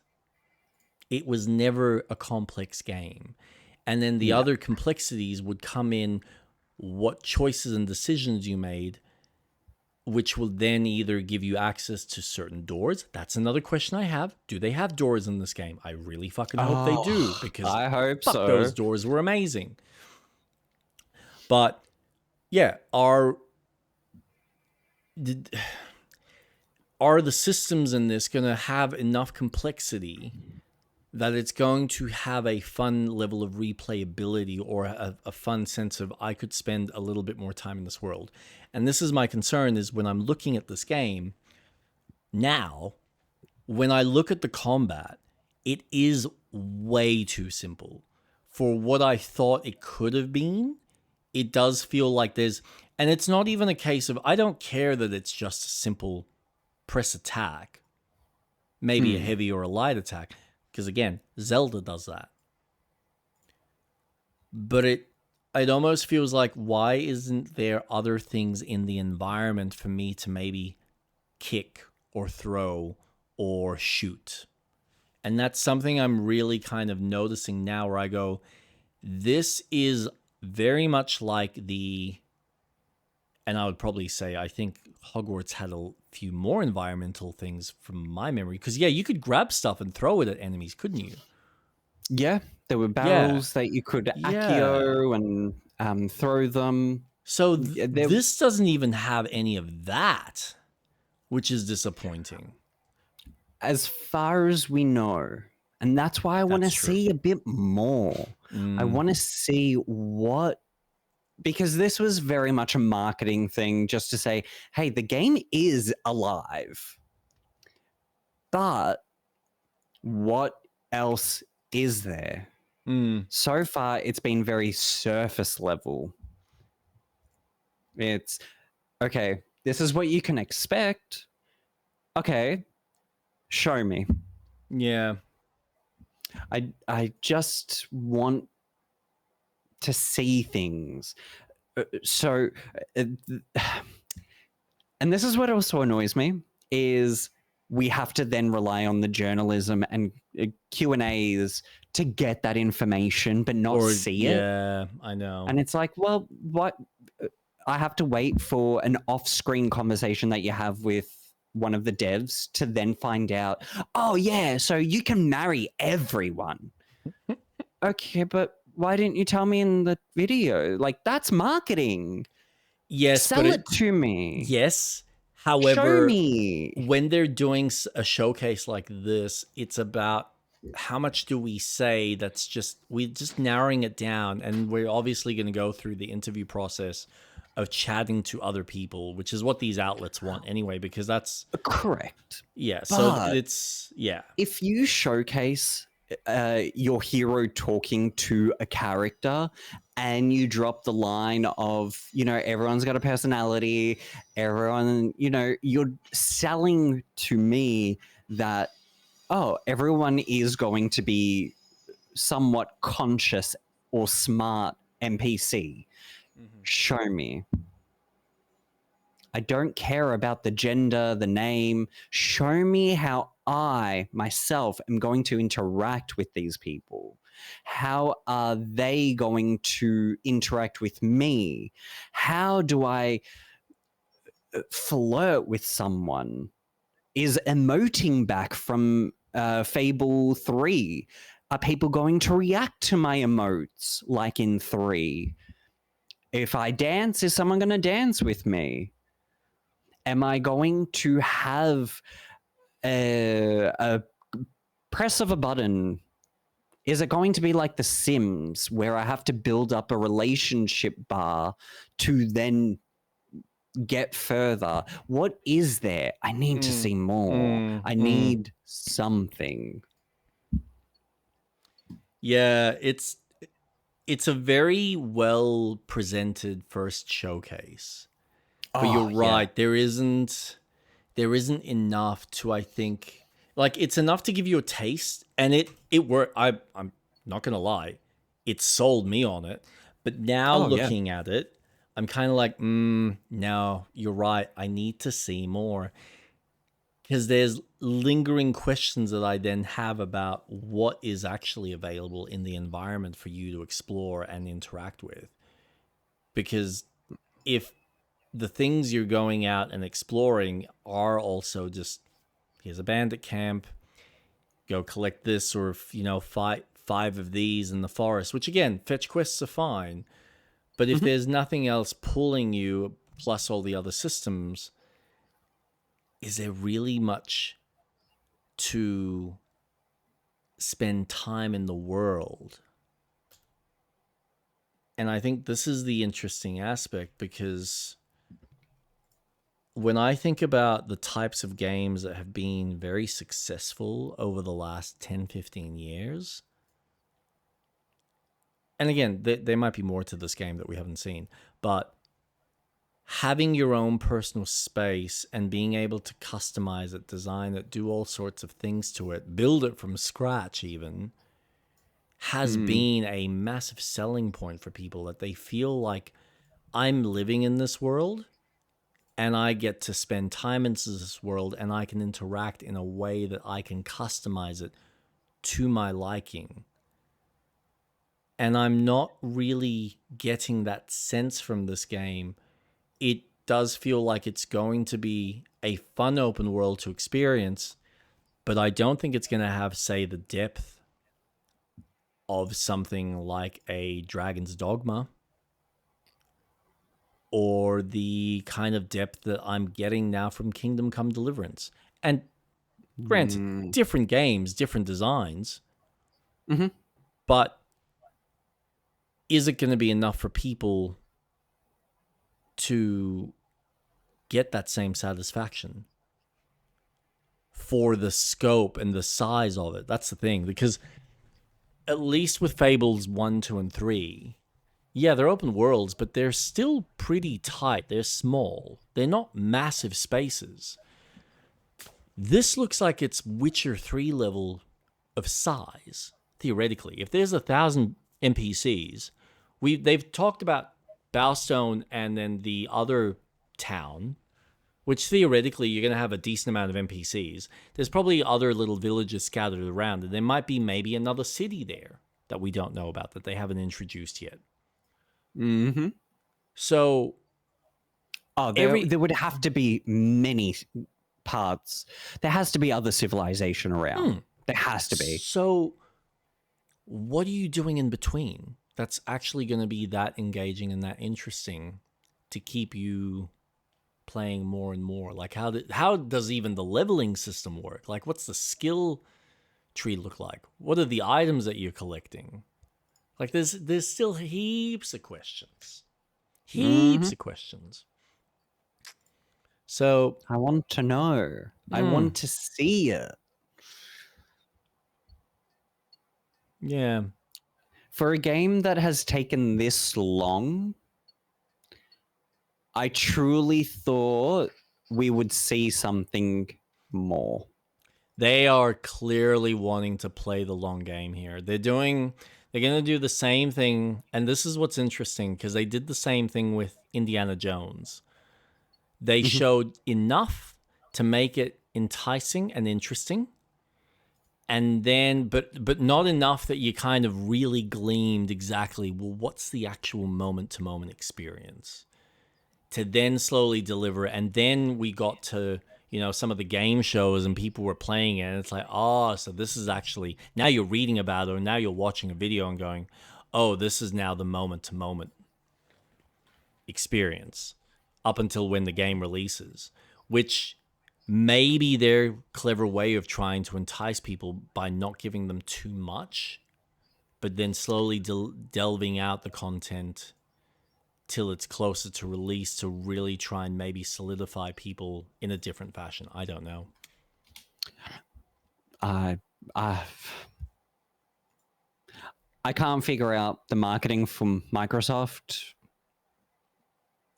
They're sometimes a hit and miss. But I worry. So yeah, And yeah. It's a game that is definitely on my list. Bold of them, because if it's releasing in spring, which is September, October, November, GTA season. Thank you. Yeah. My point exactly. What the fuck are you expecting with two huge open world games? And I'm pretty sure that's not the only big game to release around then either. I'm sure there's another one coming out as well. Why? I don't know about that particular time frame.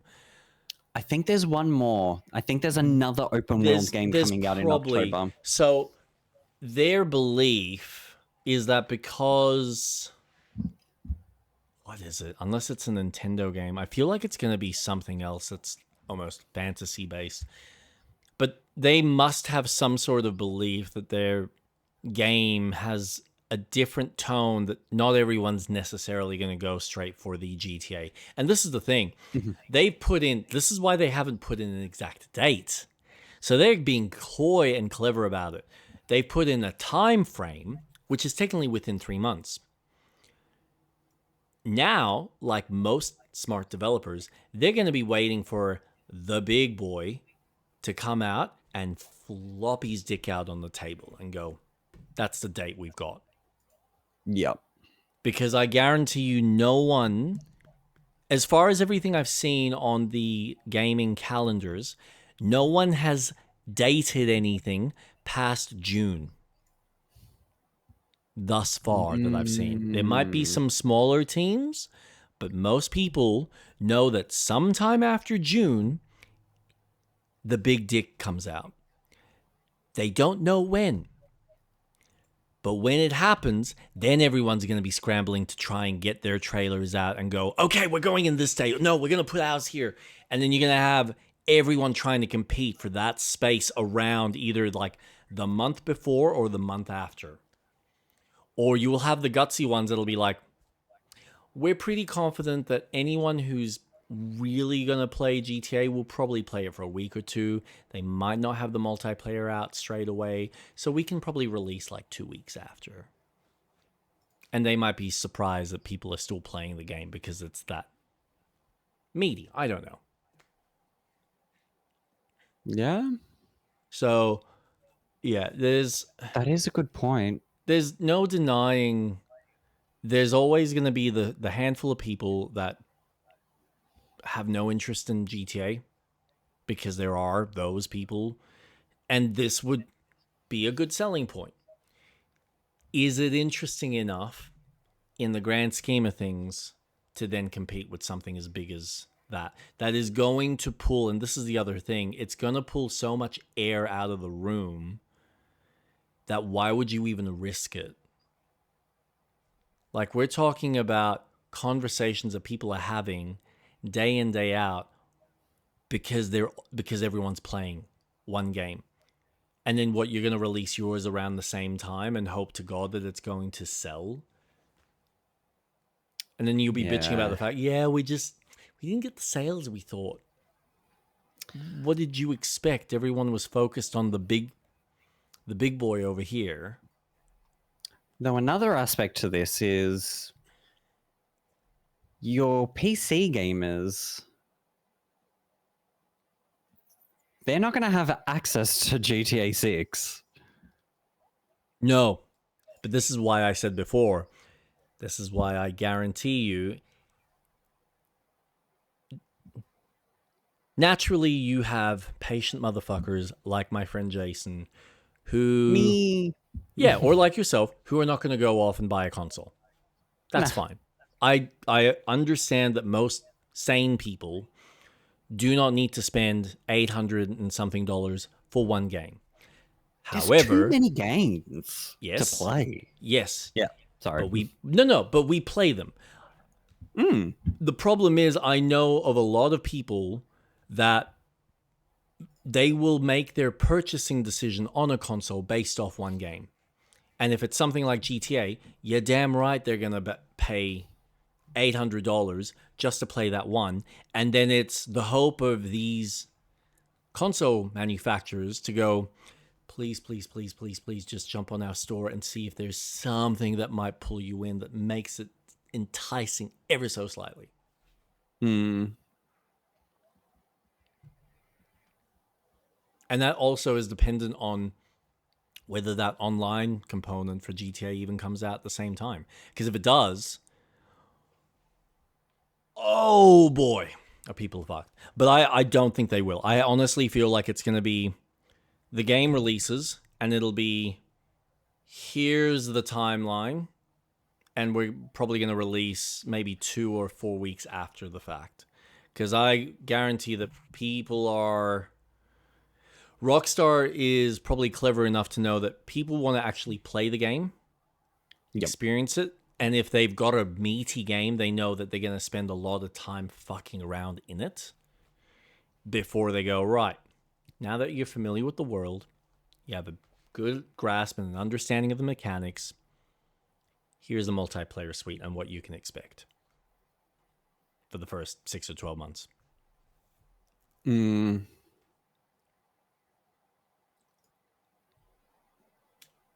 Because when did GTA 5 Online come out?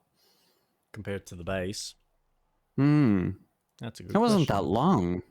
Would have been. GTA 5 versus GTA Online release dates.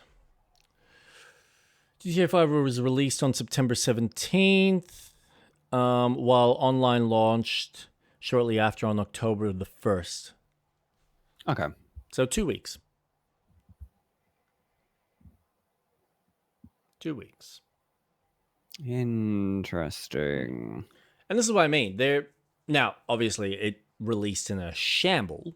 So fingers crossed it'll release in a better state. But, they're still smart enough to kind of go, release the base game, let people get used to it, let people play it, let people experience it, and now we're going to give you the multiplayer, which is a very different aspect of it. Which by that point, people are familiar with the city and they can start really having fun with the world and knowing what the limitations are to some degree. Well, if it's anything like what they've built 5 Online to be, it's probably going to be very much okay. This is what we've built GTA 5 Online to be, where you can have your own businesses and all of this stuff. Maybe that's where they want to start the next online to be, already at that stage of when you play, you have access. We've learnt from the previous online systems. Now we're good to go. See, I would love that. I'm cautious about that due to the fact that when they released Red Dead's Online after the game came out, it's like they only had barely any of the campaign and other features or other things that weren't even there, and they were wondering why people stopped playing. It's like, well, you half-assed it compared to what GTA 5 is. Like, come on. There should have technically been more and more things available for us to play with, but you didn't implement that. And it could have just been that they were just restrained on making the game itself. Maybe that took so much time and effort that the multiplayer kind of suffered. Took a back burner on some regards. So who knows? Could have been anything really. But yes, it's looking good. I get what you mean with the art style. I'm personally okay with the fact that it's got the realistic art style. I think there is enough character and enough vibrance to make it stand out. So it doesn't just feel like the Unreal Engine super realistic graphics, though it has those animations and those faces. So yes, you're not wrong about that. I mean, the British actor I don't remember his name, but the British actor that they've got in this looks like him. So yes, I get it. I mean, yeah, I wouldn't want this to look like an animation, but I get that maybe it'd be cool if there was a bit more of a stylistic look like the originals, like a caricature of these people. Yeah. So like, maybe I'm not that's what you're asking for asking like for. full cartoon, but just that stylistic difference. Go anime bofa. How you doing, Doko? Hi, Doc. It, I think because 1, 2, and 3 had a very distinct look to them, I just expected, oh, well, a remake would, but it just kind of felt like, oh, no, they've gone for realism. Well, you look at the DNA of the company. It's not like this is why I'm what I meant when I was showing you Peter's work last week with his new with the Albion game, surprisingly. Yep. But that's stylistic.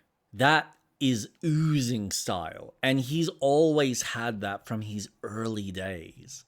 He's never gone ultra realistic. He's always kind of gone for this like slightly kooky, yes, make fun of my oozing. But he's always kind of had this stylistic look about it. There was always this dopey kind of look to the world and the characters. Ooze out, ooze.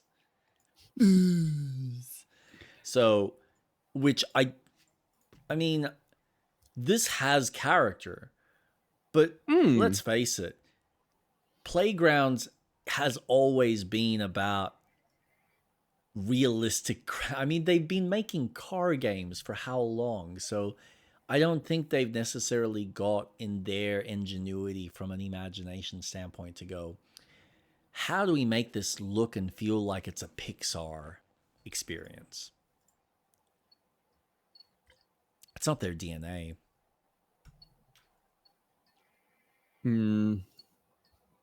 True.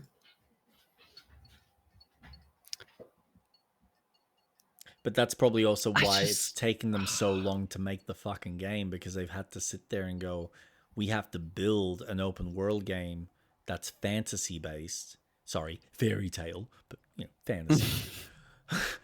From the ground up, and have all of these other intricate systems that work against each other, as opposed to make car go fast.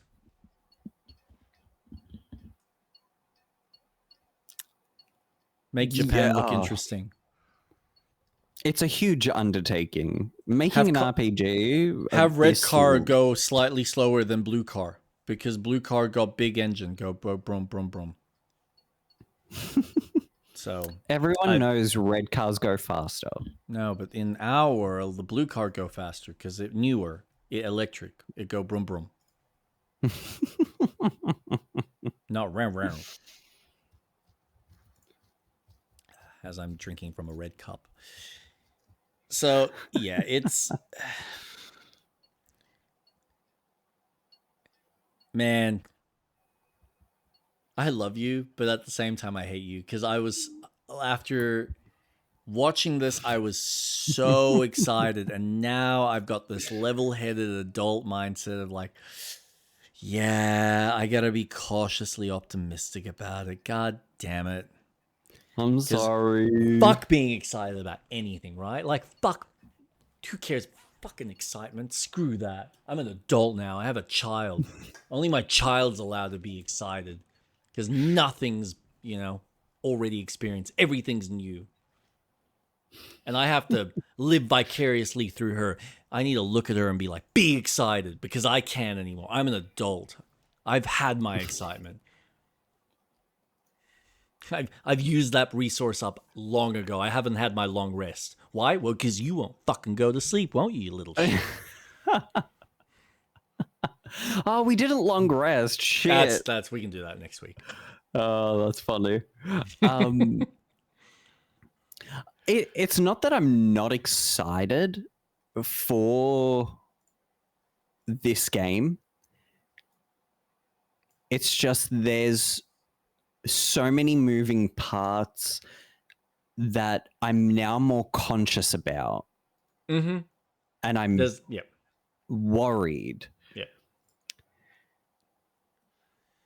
Yeah. But I'm still excited. There's still an element to the game that I'm looking forward to. The fact that we're getting Fable is incredible. Finally. Which kind of segues into another game that may finally eventually come out this year, which is Bizarre. And that would be? Beyond Good and Evil 2. Oh, you think that's going to come out this year? There's just a lot of things that are happening that have me thinking they're trying to get it out this year. Okay, hold on. If you love someone and hate them at the same time, fuck 'em violently. Show both of your feelings towards that person. That is very aggressive, Doco. I didn't know you had it in you, mate. You guys are late. You guys are late. Seriously, Impulsive? We're late. We're late. Impulsive, you missed out. What's going on, mate? Also hello. Dude, you missed a really epic battle because you clearly don't care about our Baldur's Gate play that we did just for you. Just for you. We actually progressed. Not liable for any harm or damages. Perform at your own will. From behind?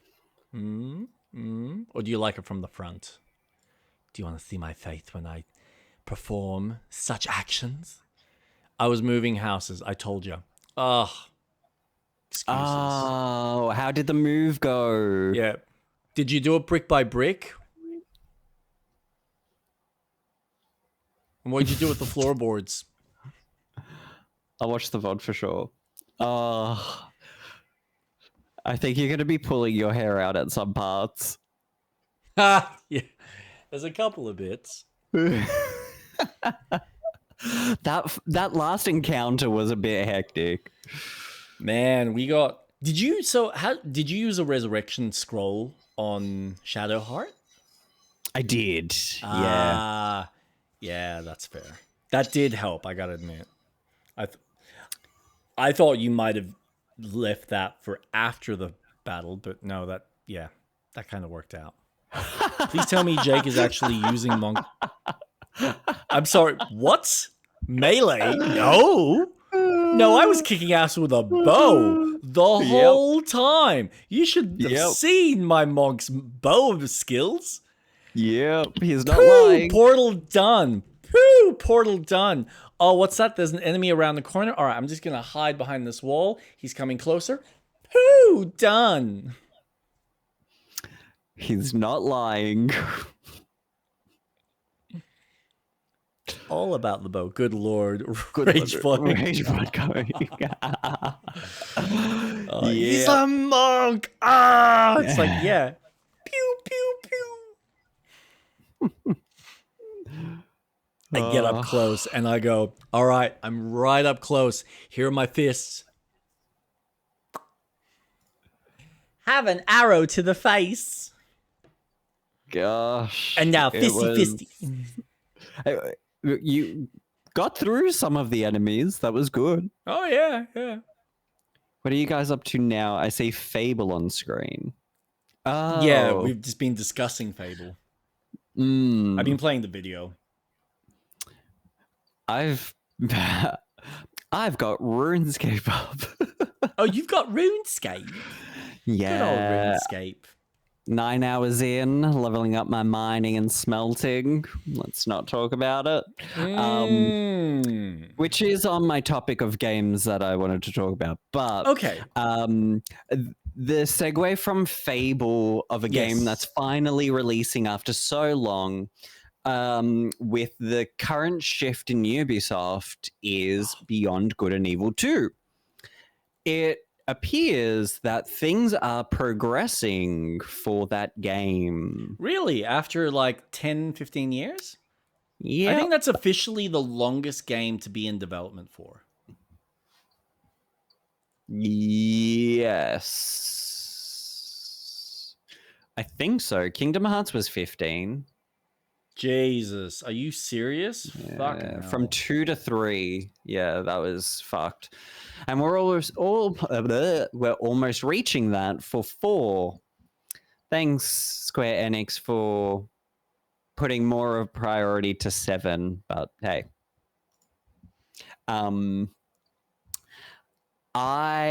maybe not this year, but I think it's coming out much sooner than what I initially thought. Which No No game with game. such a long development time can be good, sadly. I'm willing to bet on it. Yeah, that game has gone through development hell. And I'm kind of inclined to agree with Impulsive because you look at Duke Nukem Mhm. Forever, and that went through hell Mm. because of the changes in the engine, the changes in the development structure until it went to Gearbox, and Gearbox just shit it out in a crappy state. It happened. Yep. I hate to say it, as good as the introduction was, Final Fantasy 13 as a whole package was fucking shithouse. And you can tell because if you go back and look at the earlier Wait, footage of when it was 13. 13 verses, which I think 13 became verses. 15. No, I think you're right. It's not 13. It became 15. No. Yep. Yeah. It was there were scenes in a city at night with like a restaurant fight. And none of that's in the finished product. And all we got was a really interesting open world with a fun like, boys to Stand by men. Me. Yeah. To then go into the large part of the last part of the game where it just turned into this linear piece of shit. That was horrible. Yeah. With a really bad story. Interesting world building, but just none of it really came to mean anything. Oh, man. Yeah. We're getting 13 verses in Kingdom Hearts 4. The way Sure. Kingdom Hearts 3 finishes, he's making that into Kingdom Hearts 4. Look, Nomura made it up. It's Nomura, isn't it? Yeah. Yeah. He made it up for me with 16. But even when I look at 16, I kind of go... He didn't do 16. He was part of 16's development, I think. No. No, he wasn't. Wasn't he?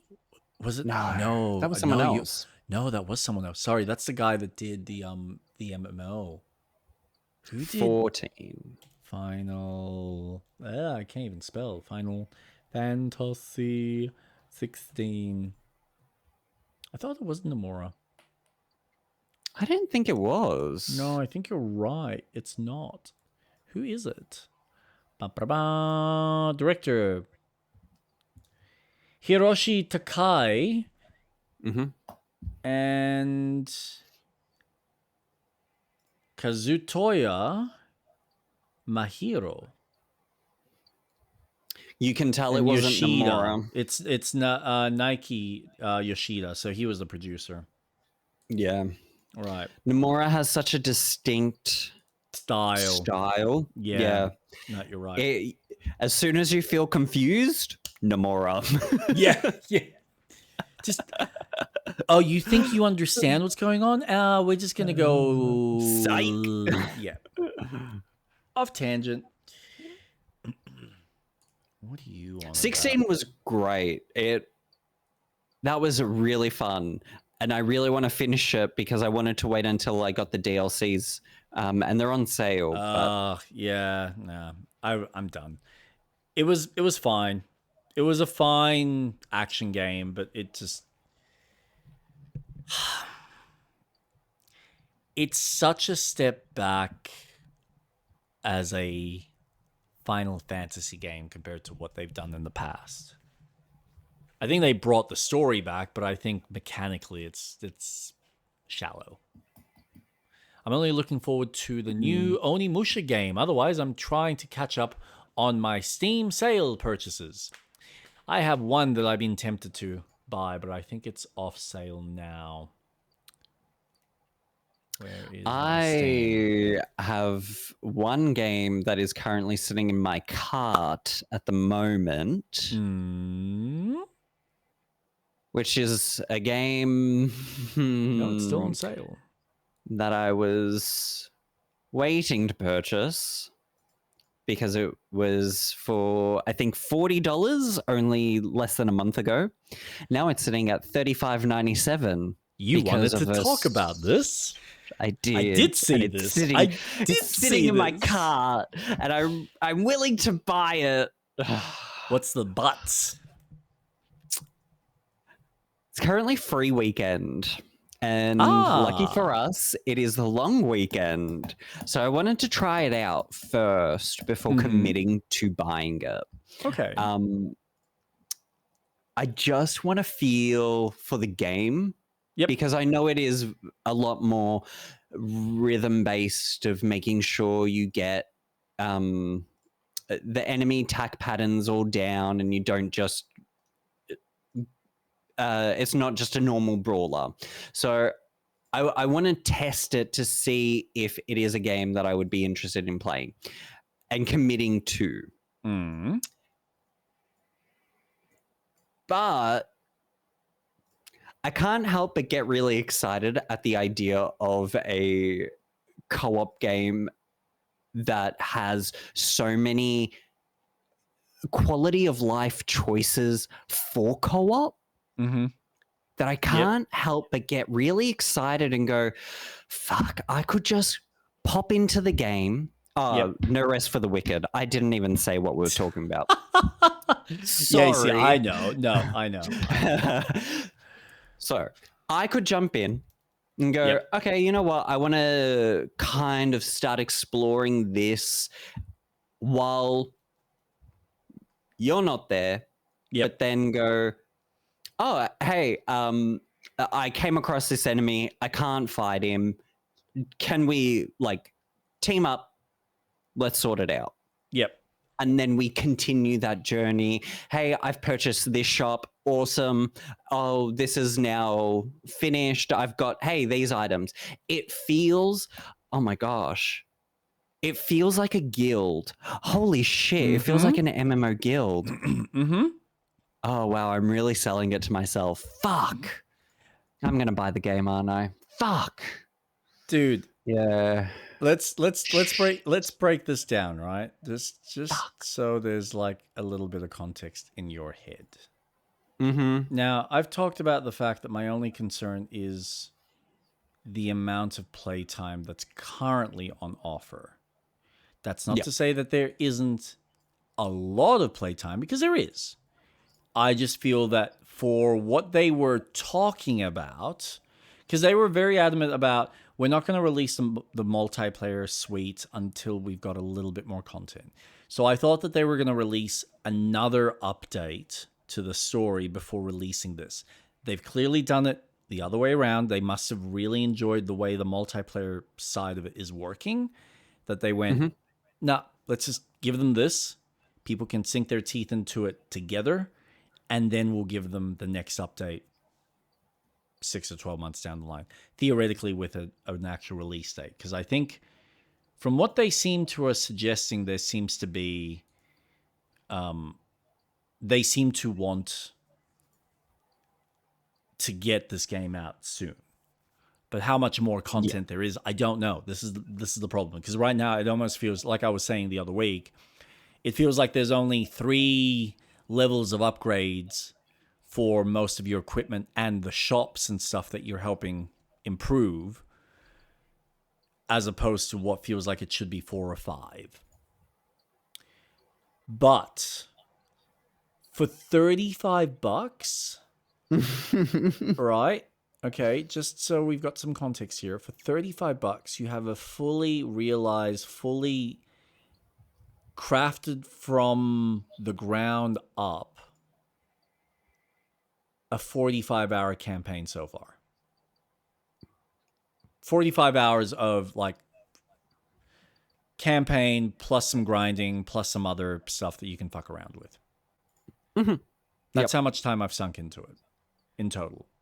And there's, like I said, you can probably piss through the campaign, do a straight run through in about 15, 20 hours. Jeez. It's not long to get to where the game is currently left itself right now, with a massive cliff, and it's a fucking sick cliffhanger, which I'm like, I need more of this. Please give me more. But it's $35. That's still a lot of game, and then there's all the other stuff, like the rogue element. What are they called? The Crucible in this. So there's plenty of game. And I don't think it's a bad price. I mean, unless you've got something else that you're looking at buying in the next couple of months. Well, A cup of coffee costs you $6. I mean, don't buy Whitaker's coffee. Whitaker's has gone up to $10. Have you heard? What? $9.50 to be exact. What? Yeah, I know. What the fuck? So yeah, you can either have a night's worth of pleasure from a bar of chocolate. Well, maybe 3 bars. So okay, 3 weeks worth of pleasure. Or 3 days worth of pleasure, depending on how often you eat. Unless you're one of those weird people that actually eats the recommended amount. So you only have like, what is it, 2 blocks? Or 4? I forgot how many it is. Is that it? I think, yeah, it's only like That the doesn't recommended. sound right. Yeah, no, that's right. That's what it is. I think it's like 2 or 4 blocks is the recommended amount. Oh. Which no one does that. That's stupid. You No. want more. Yeah, it's supposed to be, I think that's what it is. It's a row, which is 4. So yes. And how many rows are there? Let's see. I'll be the judge of that. 4, 6, 8, 9, 10, 11. I think it's 11. Maybe. So theoretically, if you were to do it, it'd be like 11 days worth, maybe. So weeks. Yeah, no, over a week. Anyway, doesn't matter. The point is, it's $35. You're not really breaking the bank. It's not like you're spending 110. And it's the prospect of knowing that eventually we're going to play this game together. Because I really want to play it with you. Up in price. Exactly. Because I guarantee you when the game actually comes out, I wouldn't be surprised if they bump up the game to $60. If not more.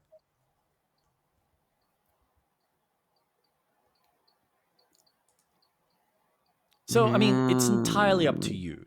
If you feel inclined to try it, try it. But I guarantee... Have you played any of it? No. Have you got it installed? Did I play it at yours? I don't know. Have you got it installed? Have you downloaded the free demo? No, not yet. Okay. Because otherwise I'd say let's just chuck it on and you can see the intro and make a decision then and there, because that intro speaks for itself.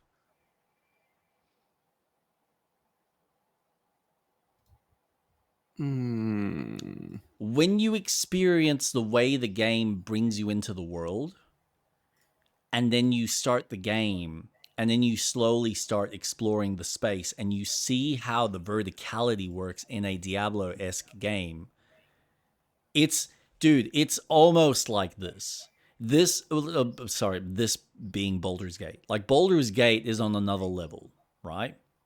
Yeah. But it's like Baldur's Gate, where you just go, how is there still more that I can discover further down? Or I come across, some other little chasm, or like I shimmy across a wall to get to another area, and all of a sudden I'm in a separate little dungeon that I've just found that I didn't even know was there.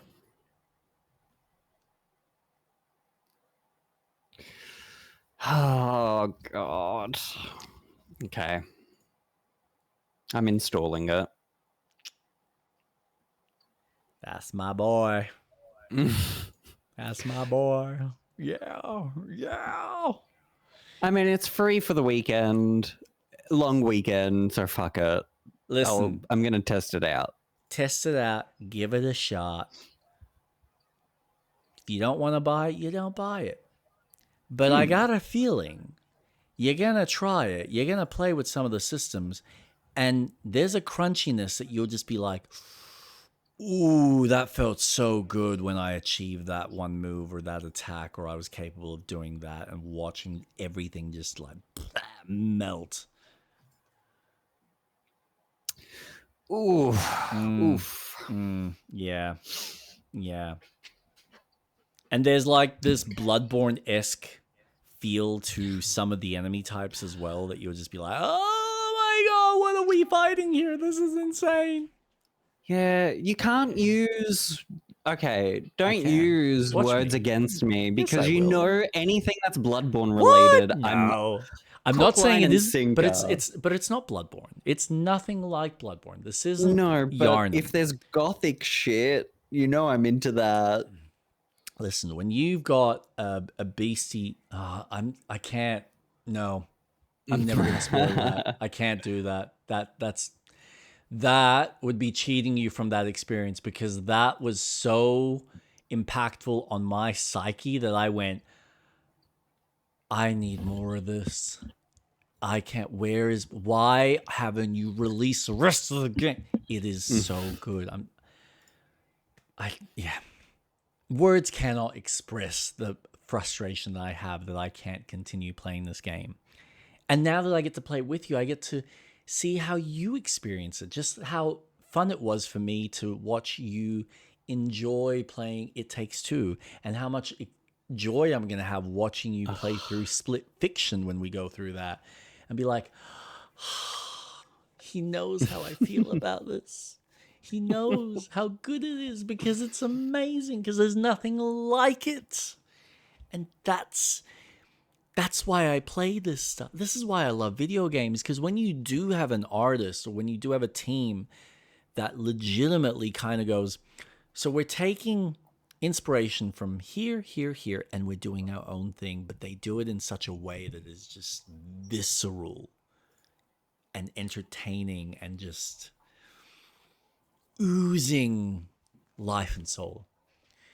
Jake likes video games since fucking when?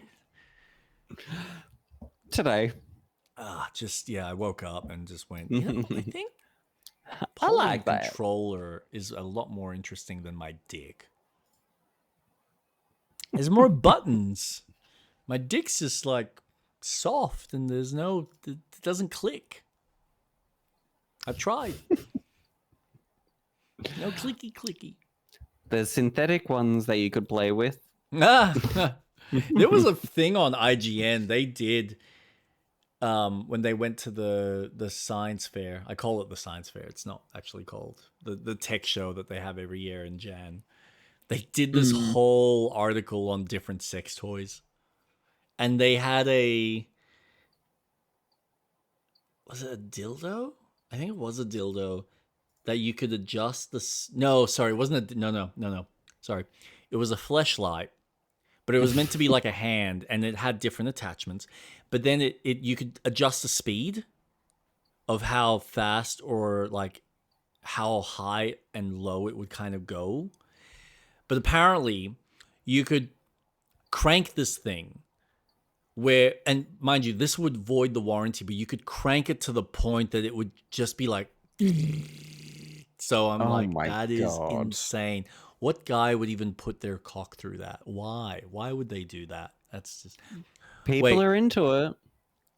So what was Jake doing before video games? Fucking filthy, fucking dev slop. God, I hate this shit. Video games. Yeah. It was meant to simulate a real movement. That's plenty of guys that would stick their knob in that. It is true. You're not lying. God. Yeah, true. No, there are some guys that just like it rough. They want Conan the Barbarian to just go Godzilla on it, or like Hulk smash. Thank you, Hulk.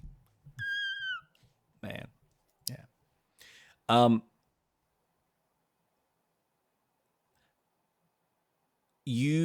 What games did you want to talk about? Because I've got one. Just one. I have 1, 2, 3, 4. Oh, shoot. Just quickly, because I'm really excited about Nintendo and their updates to games. Super Mario Wonder is getting a Switch 2 update in March. It is. And they're releasing multiple new characters. You can play as Rosalina. Yahoo! Oh, really? You can play as the Luma, the star. Oh, you're joking. No. Wow. It now offers mouse control. So if you're playing as Rosalina, your second character or the mouse can be the Luma, Yep. which is fucking awesome. It's such like the idea of the accessibility. It's always, well, maybe the person playing isn't going to be the best. Maybe they're a little kid and they're trying to learn how to play the game. Awesome. That's So cool. like my daughter. Awesome. Cool. Yeah. So I'm very excited to see what they're bringing, considering that a lot of the stuff that they've got is new challenges. They're bringing all the Kooplings as bosses now. So it's not just the Koopa King, Okay. Bowser Jr. as the boss. You now have all the other siblings. So that's going to be awesome. I think they've increased the amount of players that can play as well. I don't know. Don't quote me on that. I think it's There's 8. yeah, no, well, I haven't seen that, but there's a local multiplayer from one system. That looks intense. Fucking hell. But it looks good. I'm excited to go back and play that. Okay. That's all I wanted to talk about. I just like that Nintendo's going back to their older Switch games and making them relevant again. Okay.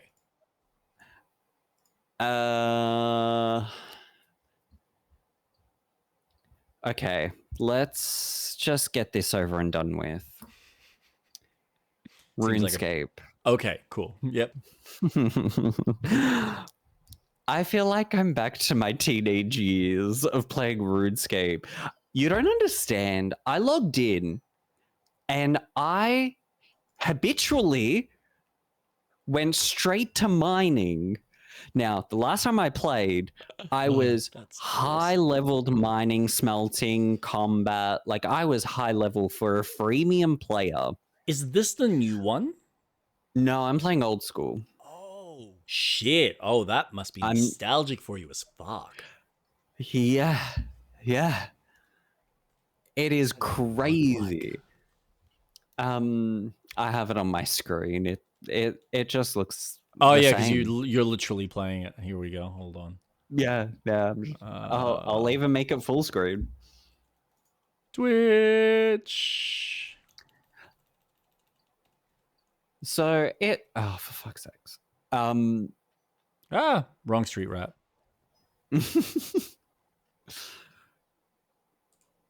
So I went to try RuneScape. When I created my account, I went to change my profile preferences. My IP address is blocked. I can't even get to the support page to find out why, as a new user, I can't access my own account settings for an account I just made. Support was so shite. Yeah, sounds about right. Are you playing... Did you try playing through Steam or from the actual website? Because I decided to play through Steam. You know, it's funny looking at this. The graphics remind me of Little Big Adventure. Just wow. I didn't realize you could actually zoom that far out. Fucking hell. Yeah. Oh wow, I've never died. This is new. Oh, did you just die? Yeah. You sad. Their launcher, but I was trying to go to the actual website in my browser. I even got off my Wi-Fi, used my data, and it's blocked on a completely different courier. That sucks. Death looks awesome.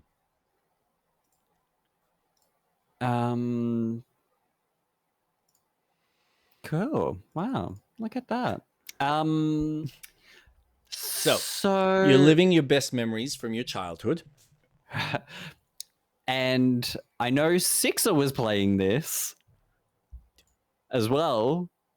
which is I haven't finished. Oh, okay. Because we were talking about it, and this all stemmed from Smosh doing a video of one of the guys playing RuneScape and showing one of the other crew or talent, so to speak, RuneScape, and he's like, "Oh look, let's go to Varrock, let's go to Falador," and he was showing all this shit, and then I was like, "Wow, this just brought back so many memories. I got married when I was a teenager and had someone give me gold and jewelry that I sold. So I was like, fuck it. Now I am where are we? I'm sitting at 10 hours. And I started playing this 2 days ago. I can't stop. It's so good. And it's funny because the idea that I played Fantasy Life I played fuck, what is the other game? Enshrouded. Like there's all these games that offer the RPG elements. Yep. But there's no escaping RuneScape. We need a GA Gamers Anonymous. Gamers Anonymous? Yep. Oh no. So it's been 2 long weeks. I haven't seen the sunlight. I haven't been to work. I've called in sick. This is like going back to the WoW days where people would just keep playing WoW and getting married in WoW, like legit actually getting married.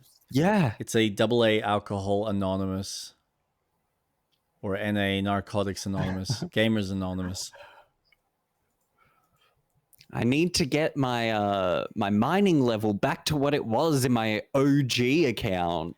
I need my mithril armor. I love how the map slowly unfolds when you get closer to the edge, and it's like, boop, now we're loading up.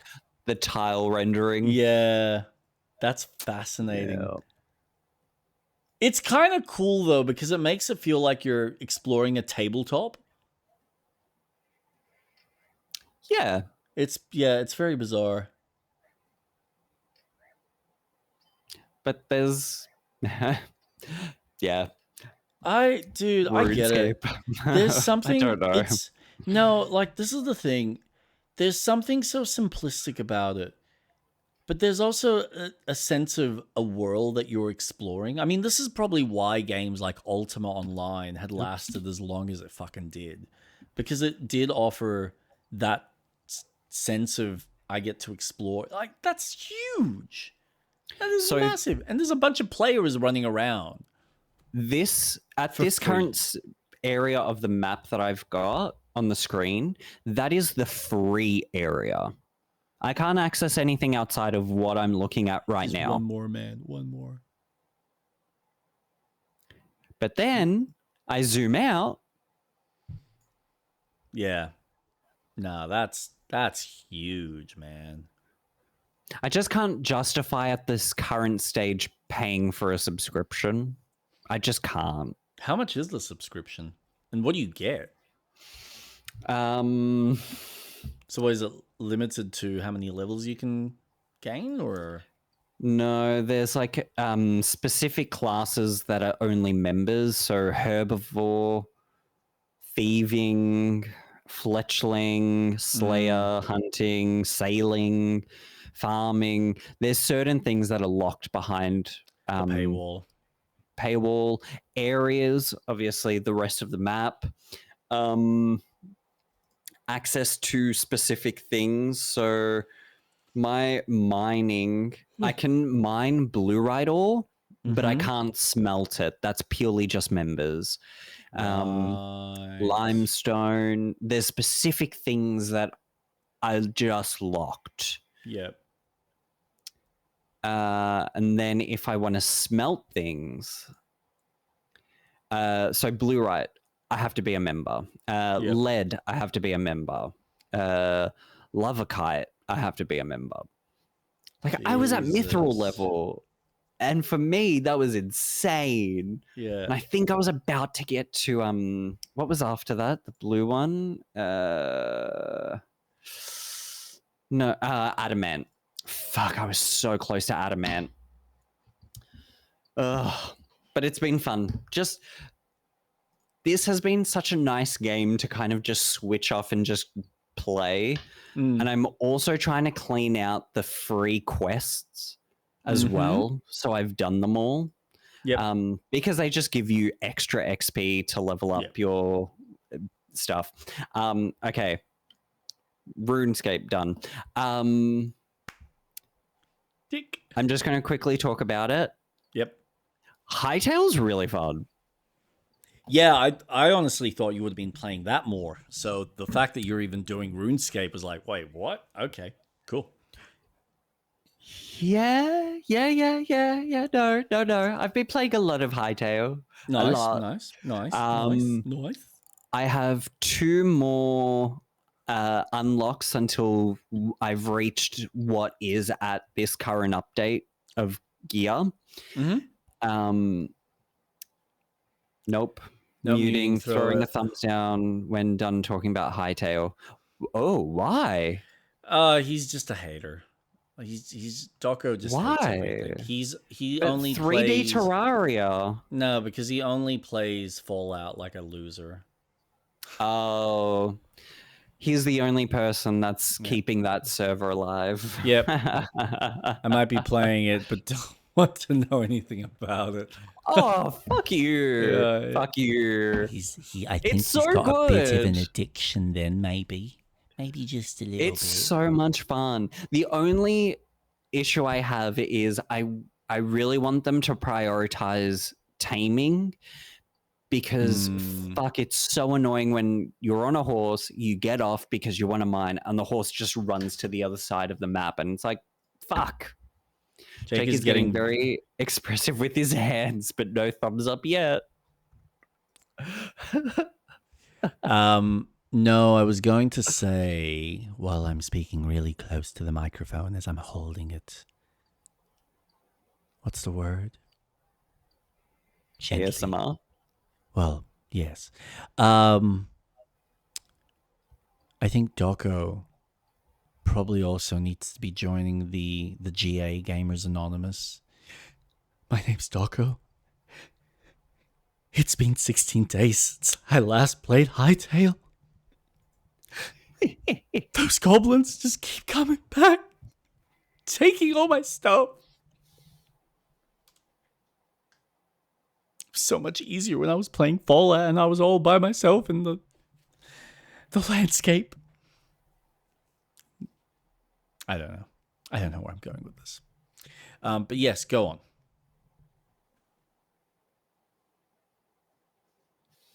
Sorry, I'm back. I'm changing my shorts. Oh, ooh, can we see some of that? Jake, stop deep-throating and licking the mic. There's a blue page for that starts with only. Only pants. Only pants. Oh, I like only pants. Here, let me take my shirt off. Oh, okay. Oh my god, these shorts are so much more freeing. Oh, lovely. You want something blue? Here's something blue for you. Oh, yeah. It's my Xbox controller. Keep your pants on. Keep your pants on. No. No, I don't wanna. It's chafing. Oh, it's his Xbox controller. That's not me. Don't you want to play with my analog? I want you to rub that stick. Rub it. Do circles with it. Now click it in. Oh, yeah, click it in. But Hytale is for the release of what we have at this current stage. I'm thoroughly enjoying it. Yeah, good. Exploring feels so rewarding. The areas that I'm going and exploring to are now what they would consider the more higher areas, I found Never mind. dinosaurs. There was a velociraptor. Oh, And I was really? like, what the fuck? There was a triceratops. I didn't even fucking know. Hmm. This just, okay, so I went to a volcano area because I want to move my base to a place that I really want to know. What they are talking about half the time. It's so fun because I went down a volcano and I was like, perfect. What the fuck is down here? Mm.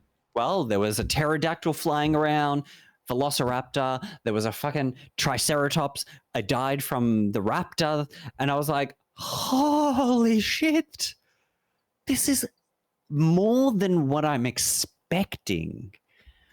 And I'm excited to see what's more to come, especially from the modding side of things as well, because of how accessible they've made it from the get-go. Mm. Wait, what? No one knows what they are talking about half the time. So then I question, are they on without an invite, despicable? What are you guys talking about? We don't do any illicit drugs on here. Don't know what you're talking about. Sixer and Day will say that they think I've done illicit things and I haven't. Sure. We don't. Sure. We're not stoned half of the time and off our faces. You have said it. No, I didn't. I did. No. That was AI. Don't make me look for the VOD. No. That was AI. Made me do it. It was Gemini. I swear it was Gemini. What are they saying? I'm still mute on my side. What are you saying? What are you saying? Why Sixer?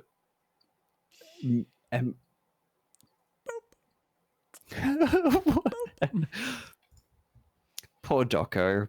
Poor Doco. He has to deal with our bullshit. Hightail's been fun. Has Jake given a thumbs up yet? Can I come out of the corner? Yes. You're great. It's all good. And I'm trying to convince a community of people to come together because I think it's all good. Hightail will be a fun game to play together. Oh, Jesus Atlas, Christ. I sent you a screenshot. No, seriously, I think you would enjoy it because it's not Minecraft first. It's Terraria first. I know. It's combat focused. Okay. It's progression. Yep. And the way you explore the world is Terraria. It's Minecraft, sure. It's blocks, sure. But I still haven't finished Enshrouded, and I want to get that you done. Won't and finish like, it. No, you won't yes, finish. No, you won't. That game won't finish. No, you can't finish Enshrouded. No, that's a lie. Please, no, don't say mean things like that. I want to hope and pray. Just a little. Actually, that would be an awesome casting. Yeah, between what that... fuck? What? Okay. Sixer just sent me a screenshot of the weather. It's -21. Oh, sexy. Perfect weather for nipple dipping. I will send you a screenshot. Me? This is in Celsius. To Sixer. I'm going to send him what our upcoming forecast is. You know. Oh, yeah, we've got some lovely weather. Classic down here in Melbourne. Heat wave. Weather. I mean, it was 40 something. What day was that? It's gone down. Tuesday. It was 41, 42, but it's gone down to 39 at this stage. 28 Oh, no, tomorrow, it's 44. But today. Tuesday's 44. You've got 44. I got 39. Yeah. Maybe it's in your area, so you're going to heat up. Woohoo! Great. Yay. Come over to our place. It's 2 degrees colder. Ooh. No. No, I'm at work on Tuesday. Oh, I love this. It's so cool over here in Beverage. Yeah, we've got wind while it's blowing hot air into your face, but it's so much cooler. Oh. Yeah, no, I think I okay. Yes, Sell I me. know, Enshrouded. I know. I get it. But this is but Hightail. Not Enshrouded. I have also tried to talk to my partner about it. Your weather is better than here. Oh, now. is it? for now, I think there's still a bushfire going on. but still very gay. Yeah, I saw like 2 fire trucks. Just 2 fire trucks. That's all we can afford here in Melbourne. Yikes. But I think it would be fun as a cooperative adventure. Mm-hmm. I'm trying to convince other friends to play it as well because I am willing to get a server running. That's fair. That's fair. I had to jumpstart the car. Oh. Sorry, you were reading it. No, you're right. No, I keep doing that. To be fair, like he is on your channel, so yeah, read your people's comments because no, it's shared. It's shared.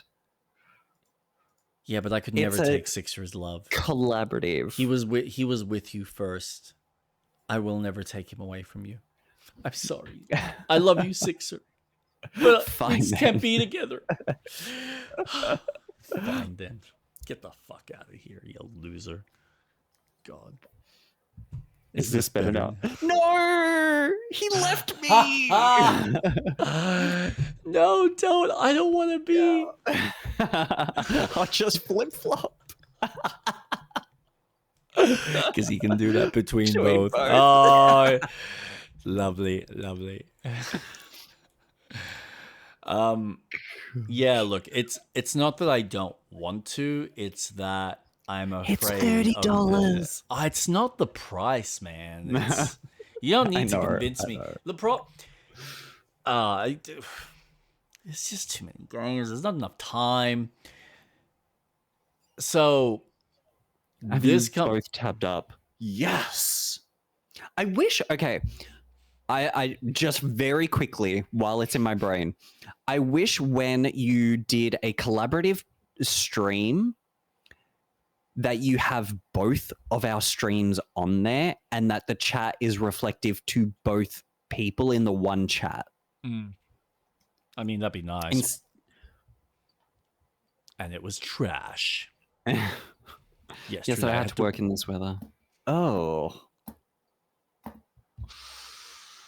Freezing your toes off. Oh, there goes my right toe again. Let me just click it back in. That didn't work properly. But Hightail games. Too many. That's just far too many. I can't keep up. I was listening to Colin Moriarty talk about how many games he finished this year, and I'm like, I feel like I've barely done like 10 or 5.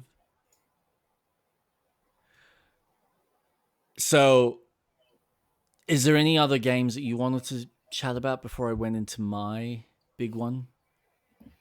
Yes. One more. Okay. No Rest for the Wicked has installed. Also, Sixer, I'm 10 and a half hours in RuneScape now. As you can see, I'm leveling up my mining. No, the last game I wanted to talk about was the game that you're going to talk about, which is Kingdom Come Deliverance.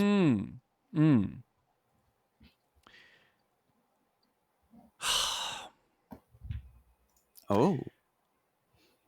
How do I explain this other than to have you picture me in a hospital bed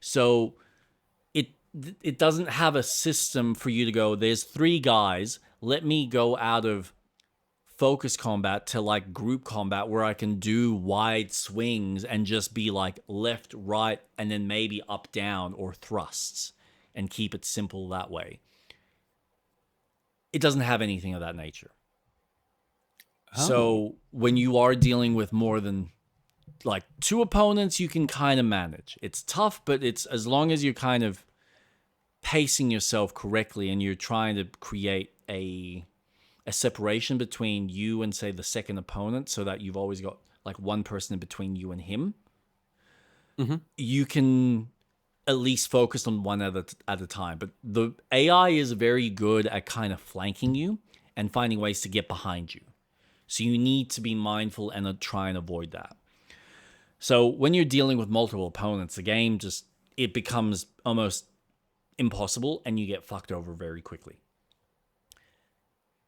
Now, the upside to this is how the game is designed as a RPG.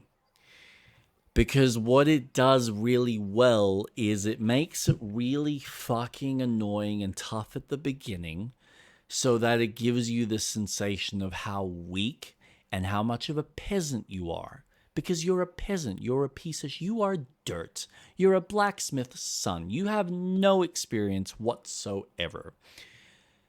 And the journey of the game and the brilliance of the game is giving you the sense of empowerment, so that eventually the scales tip. And it's not that it tips completely where you feel like you're a god. So when is the podcast coming? I've been thinking about that, but that's a different story entirely. But it's the way it scales itself in interesting ways where you do feel empowered, so that now you're able to go into a situation like a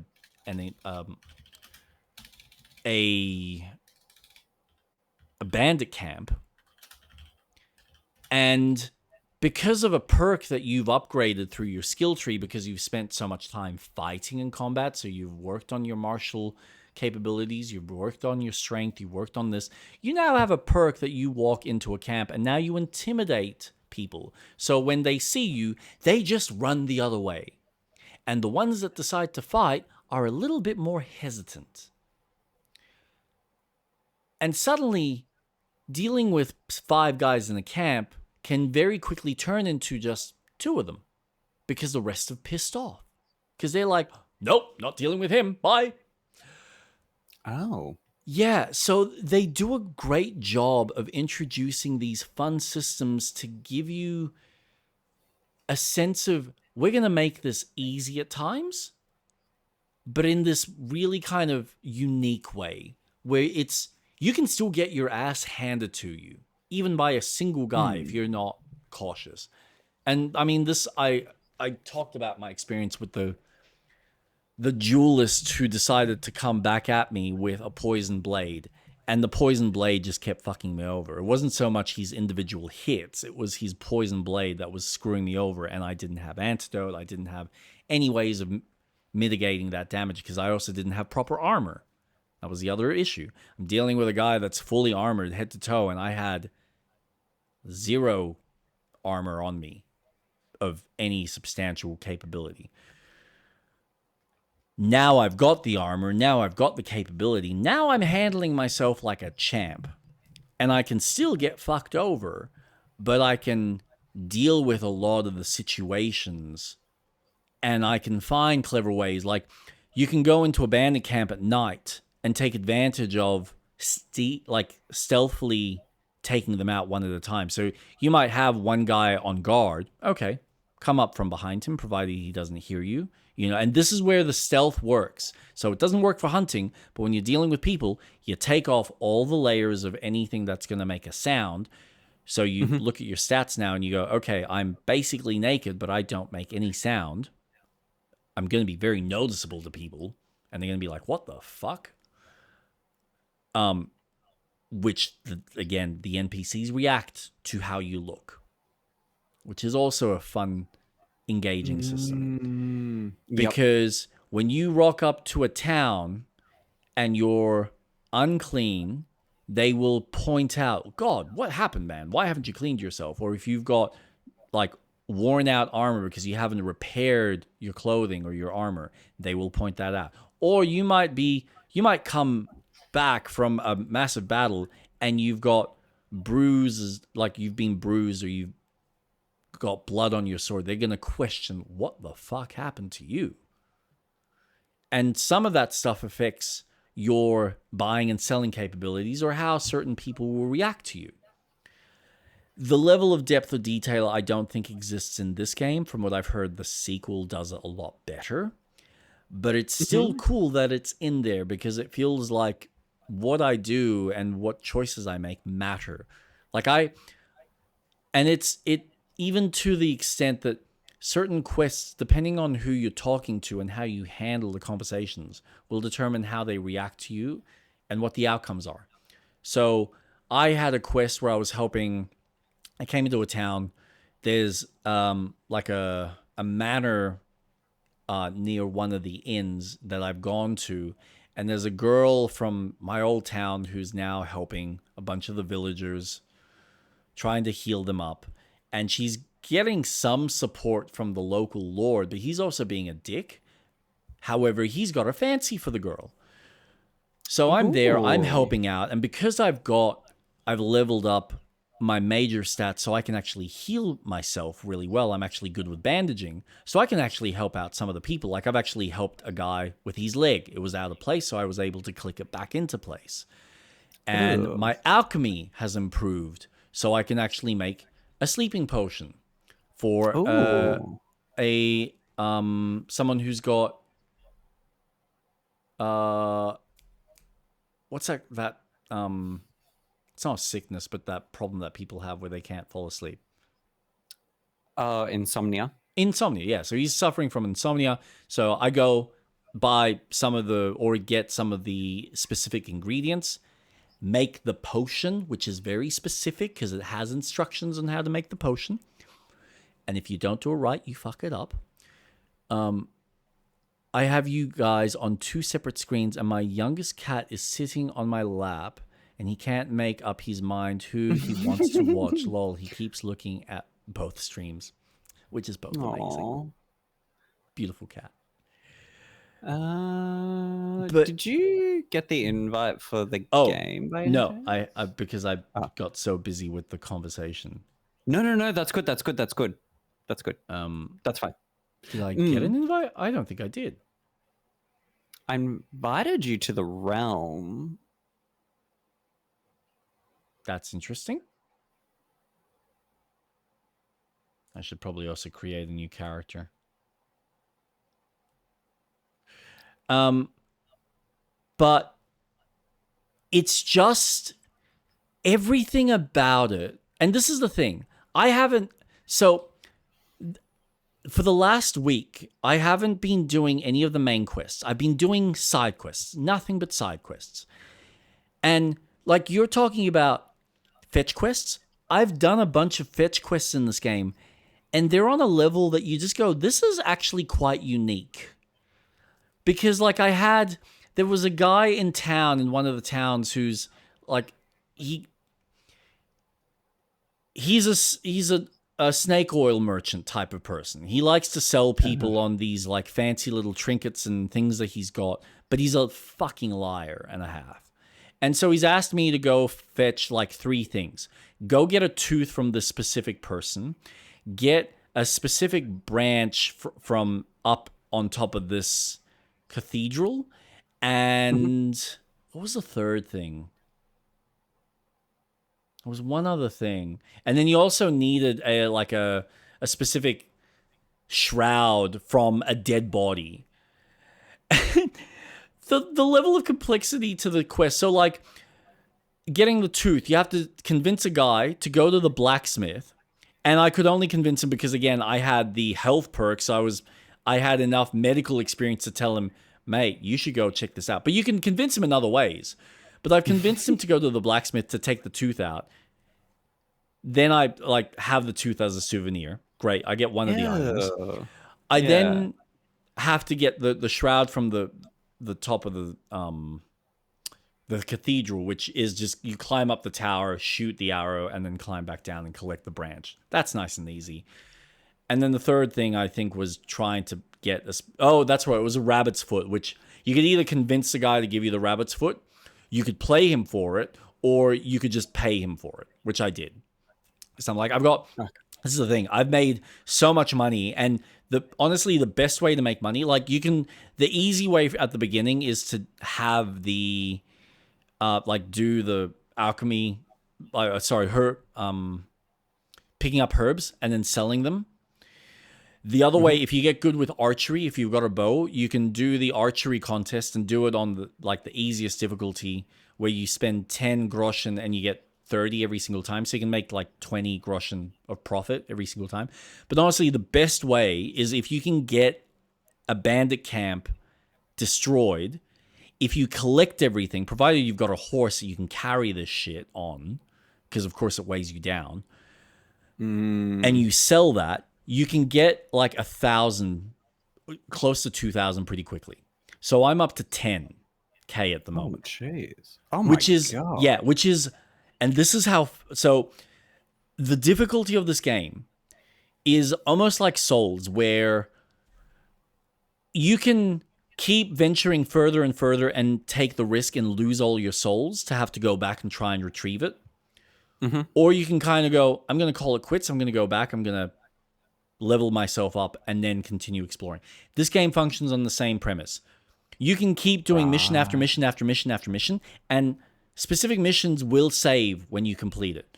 Or you can do a quest or a part of the quest, and provided it's not time-based, go and sleep. And then it saves. So it's almost like you're living a real life that way.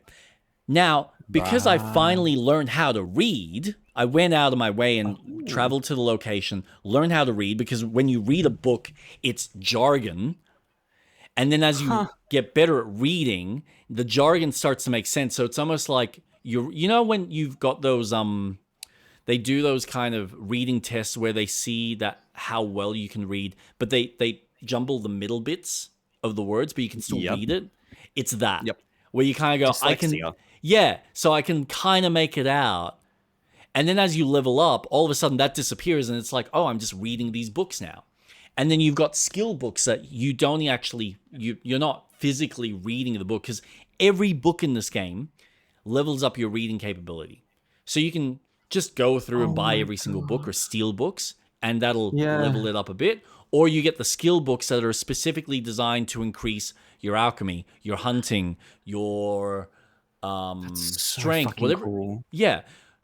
And there's levels to them as well. So you'll be like, all right, I want to work on my reading. So I get book 1 of the reading that increases my reading skill. Awesome. Then I get book 2. But my skill reading ability needs to be level 5 minimum for me to even read that. So like right now I've done level 1 and level 2 because I've gotten my reading up quite high. I can't do level 3 yet because my reading skill isn't at 10 yet. So when I get it to 10, then I can pick up that book and read it. And it takes time. Like you actually, as you're you are to read the skill books, you are passing time in order to read it. Which is making you hungry and making you tired. So there's a limit to how much you can read in a day before Henry's like, no, I'm too tired. I actually need to rest. So then you need to wait 24 hours before you can read another one of those skill books. But then you get perks in the reading chart that you can put a point in where now when Henry reads, he reads quicker. He gets a bonus for reading if he's seated and he's comfortable, and he can read quicker. So now you're not wasting as much time reading those skill books. Instead of taking 4 or 5 hours to go through a whole book, it might only take you 2 or 3. That's cool. So all of these systems improve and they build on top of each other. And some of the skills or some of the things that you're doing interact. So like I was saying last week, where herbology, you level that up and you're picking up plants, it's just leveling up herbology until you can add a skill point where it's now every time you pick up a plant, you're also leveling up strength. Awesome. But then some of the skills and strength might help with combat. And then some of the combat stuff helps, with something else. The fact that, like, now every time, and I think this was through the conversation tree, I've now got it that when I barter with people, my conversations improve with people. So you've got all these different layers to the game that are constantly building on top of each other. Everything you do is increasing your ability to be better in the game, which makes you feel more empowered and makes you feel like you can go further and last longer in the game. So like my alchemy now, because I can now read the books, the alchemy books. So then, okay, I'm now looking at alchemy. What do I need in order to make this alchemy potion? Well, I need nettle, I need some other plant, and then the rest is all in the alchemy table. So then you're reading the alchemy table and you're having to go, okay, so I got to use, and you have like 4 bases. So you've got like water, oil, alcohol, and something else. So you got to start with the proper base, put that in. You got to put the first ingredient in, and then it tells you, do you need to heat it for 2 turns? So you turn on the heater and then put the timer on, like the little, the sand clock over, and then let that go until the sand's done. And then if it says, well, you need to heat it twice, so you heat it again, put the sand clock a second time, while you're then putting in the 2 bits of the next ingredient into a grinder to grind that. And by the time the clock is done, you've now put the second ingredient in, heat it a 3rd time, because that's what the recipe says. Put the sand clock, wait for the sand clock to finish before you now pour it into the vial. Now you've got your Snapple, which allows you to save. And if you do that enough times and you do it successfully, you might get 3 of them instead of 1, like I'm getting. And then there's a perk as you get further into the alchemy where you can now, instead of just getting the 3, you can get a bonus 1 if you successfully brew the potion. So you can get 4, or you can do auto brew, and you can just auto brew 1, or there's a perk that allows you to auto brew 3, but it won't give you the bonus of having you brew it yourself, and now you get 4 instead of, for the price of like 1. That is sick. It's I love the intricacies of an RPG, of the realism of, well, you've got the role playing, and this is so cool. And I get that it is quite a not everyone's going to enjoy that type of aspect in the game, but realistically, you start off as, well, you need to learn these things. That's why we go to school, to learn. Even though English is a shit language to learn because it's so fucking broken, when you go to school, words to you don't make sense. You don't understand how the language works. So putting that into a game where you then include, okay, well, reading's going to start off slow because you need to take the time to learn it until you start mastering it, and then it's going to be more rapid and you can start progressing to more advanced things to then get better. It is such a real life thing because you put in the practice, takes time, but the more you practice, the more you get better at it, the better you will be to then move on to the next thing. Yes. And there's so many moving parts to it. For example, I'm teaching myself how to animate. I am learning different things. I'm pretty much doing 101 drawing again. So then I can practice again. So then I can get better and go, okay, sweet. Now I can get onto the animating part and making things. I'm also needing to teach myself the video editing style of things because I want specific parts of the animation to do things that I can't animate. I love that idea in this game where it's, okay, well, you want to get better at that? Well, you need to do A, B, and C to learn that. to then get proficient in it. Yep. It's almost what The Sims does, where Yes. the more you keep working out, the better you're going to be, and you're going to be more fit, so then you can do other things. The more you cook, you become better at cooking and you can cook better things. I love that style of RPG. And I know it's not for everyone, but this sounds like it's just taking it to a whole new realistic level of it. And it sounds so cool when you talk about it.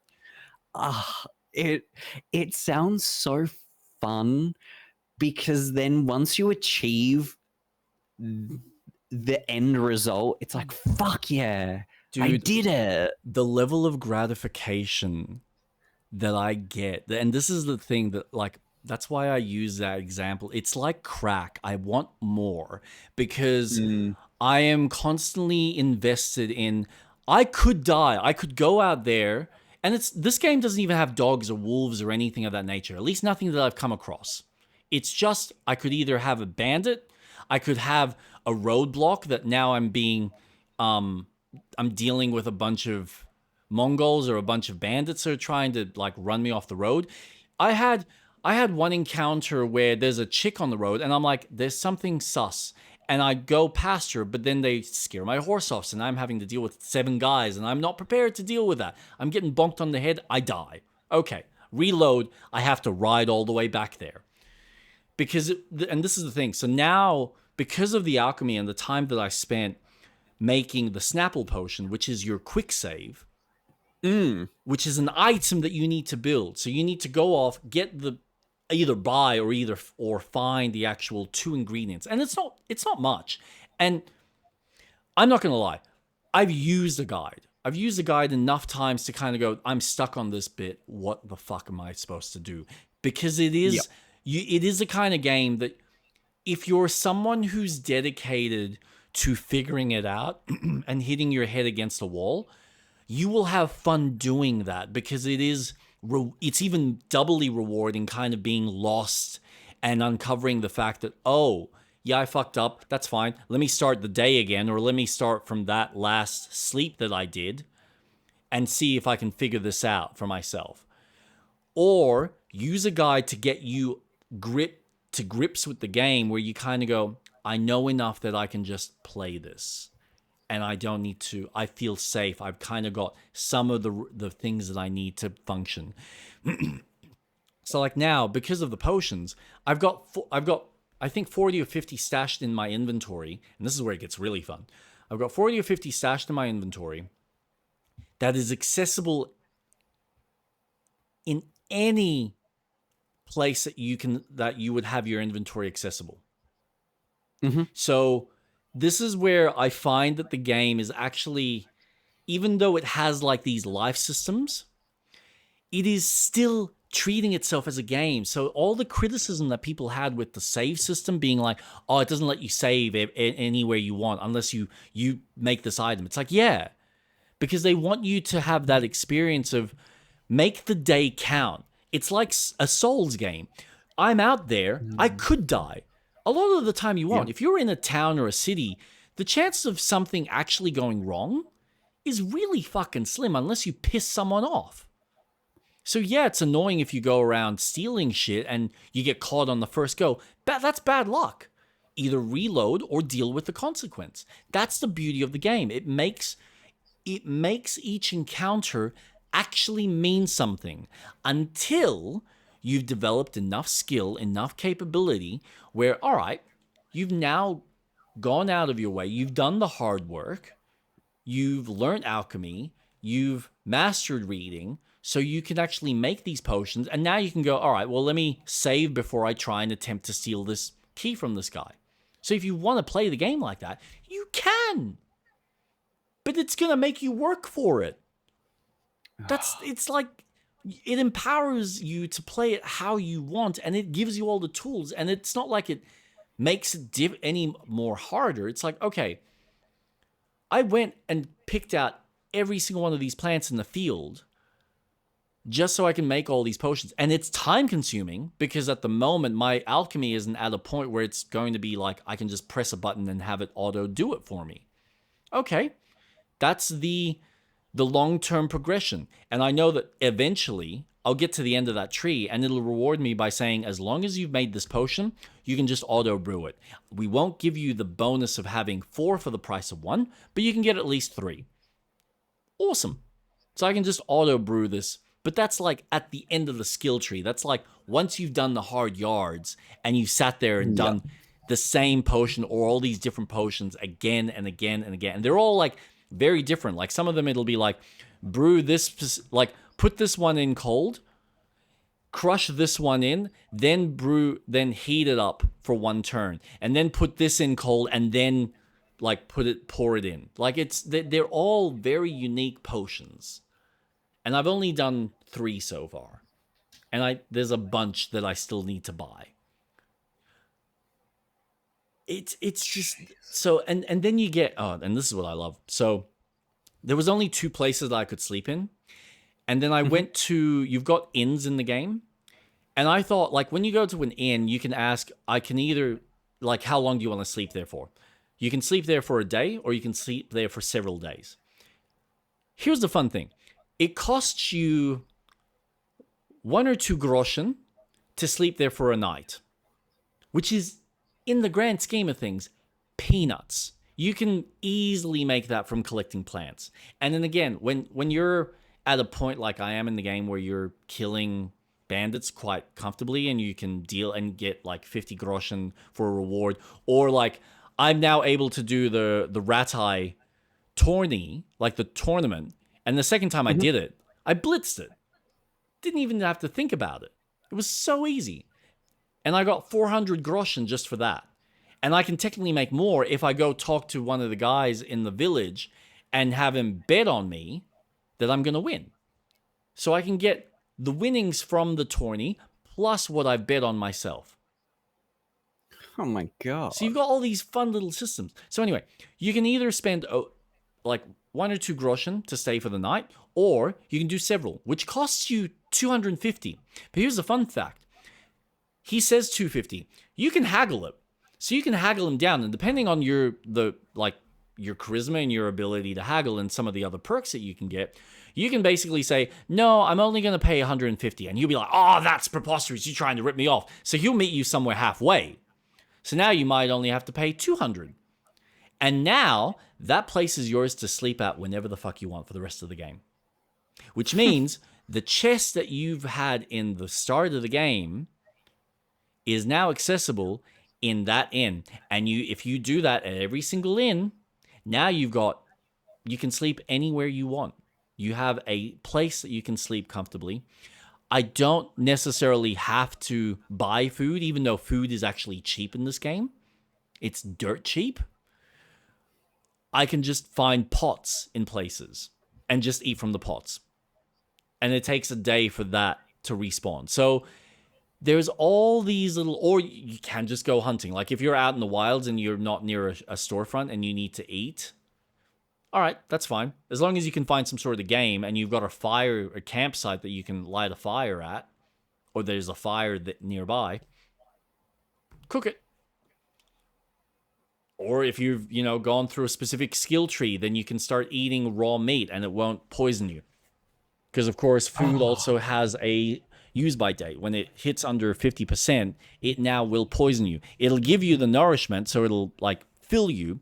But now you've got a poison bar that has now linked up, which slowly goes down. Yeah. There's drinking in this game, and drinking is like its own skill, because how often you drink will determine how well you can drink and how well you can hold your liquor. And that has different effects on, you can, this is brilliant. So you can do lockpicking, for instance. A weird minigame. It is either super easy or stupidly hard, depending on your playstyle. And I must admit, it's easier on a keyboard and mouse because you basically press D and the circle moves around, and you need to make sure that your mouse, wherever that yellow spot is, you need to make sure that your mouse is on that spot as the dial rotates. And the further you go in, it starts to shake. But obviously, as you level up, that the dial either needs to only turn a small, like a quarter of the way, as opposed to all the way around, and it might not shake as much. But there's a skill in there, or a perk, that now when you can choose to improve how quickly you lockpick, so you can lockpick quicker if you're drunk, but now you're going to be really loud so people will hear you. So there's like all these things that you can play with, that you can add in order to change the style of game or change how you're playing. So if you want to get through areas quickly, you can like, quick, I'm going to just quickly get through this. But if there's someone nearby or they're sleeping, they're going to fucking hear you. And it especially plays into when you're near a chest when someone's sleeping. But that's okay. If they're sleeping, if you don't want them to be a bother for you, just knock them out before you start lockpicking. Pickpocketing is a fun game because you're essentially going up to a person and you're holding for how long you want to be like pickpocketing him for. And of course, the longer you hold on, the more likely someone might see you or he might see you. And so like you're like literally holding a button to increase the timer so that when you then are pickpocketing him, you now have a new reticle with, so say you press the A button next to him for like 10 seconds. So now you got 10 seconds to go through this large circular dial that's got 12 spots with only 2 or 3 of them that have a random item. You don't know what it is because you haven't leveled up your pickpocketing yet to uncover that stuff automatically for you. And you slowly go through tick, tick, tick, tick till you get to the spot that you want to see what you can steal. And you got to steal it and then get back to the 12th dial, back up the top where you started within 10 seconds. Because if you don't, you get caught. Unless you've got a skill that has, gives you a chance to go back to that exit point without getting caught. So again, the more you do this stuff, the more of these perks you get to make it easier and make you feel empowered. It's not that we're making you so empowered that you feel godlike and it's stupidly easy, but it makes it easy enough with enough of a random chance that, hey, I actually feel like maybe this time I have a chance of doing this and actually maybe being successful. And if it's not, okay, cool. Well, reload the save or reload the last, sleep that you had. Try it again. Maybe try a different approach. So cool. It's the most in-depth Skyrim game I have played. And I've never felt so empowered in a game and also so unsure of my surroundings or where I'm exploring. Like every time I venture out, there's a sense of I've got courage now because I've got the skill and I've got the tools and the ability to handle it. But at the same time, I could die. I don't know what's out there. Like I rode past another maiden and I thought, oh, this is surely a trap. Rode past her. There were no people. I'm like, okay, go back up to her. Oh, she just wanted money. Okay, here's some food. Go on your merry way. Oh my god. The level of detail It's nuts. for how you want to approach things is incredible. Yep. Do you feel I'm not sure. Do you feel you commit to finishing this, or do you feel like you'll reach a point where you go, okay, I'm ready to play 2? I want to, so I will probably reach a point where I will probably just power through the main story and not worry too much about the rest of the side content. Because I gotta admit, I've seen, and I know there's more. I know there's other things that you can do. There's a dog that I haven't even unlocked. And the dog, again, another skill tree. that you can level up how you improve your relationship with the dog. Like horse riding itself is its own skill tree that you've got different perks and stuff that you can upgrade. But the dog is a character that was released in DLC that I haven't even unlocked yet. I know where it is, I can do it now, but it's kind of I have to worry about feeding this thing, so right now I don't want to worry about the hassle just yet. But maybe later, or maybe when I'm kind of done with the game, I'll unlock it and play around with it and see how that mechanic works. But it's constantly surprising me with how simple certain things are in some of the levels of complexity that exist in the game. And man, I'm having a blast. And there's a sense of satisfaction when a character is like, I'm going to give you the ability to learn the skill and you can practice it. And your practice isn't just practice for the fuck of it. It's actually increasing the stats. So I don't know if I mentioned this last week, but when I was helping out one character, so like now I've even gotten into thievery and helping people steal shit. Because some of those quests are so fascinating. It's like you're helping out a guy and his motivation for you stealing something is to try and ruin this other person's day and trying to get him hung or trying to get him fired. And it's like, dude, this is fucked up. But sure, yeah, I'll do it. What do I get paid? Oh, awesome. Yeah, you give me the money and I'll go to the guardhouse and steal that item and, do whatever you need me to. Fuck around with it. I mean, you can even go into bandit camps if you've learned certain poisons. You can go into bandit camps and poison, if you don't get caught, you can poison their food and just walk away and watch them eat and get sick.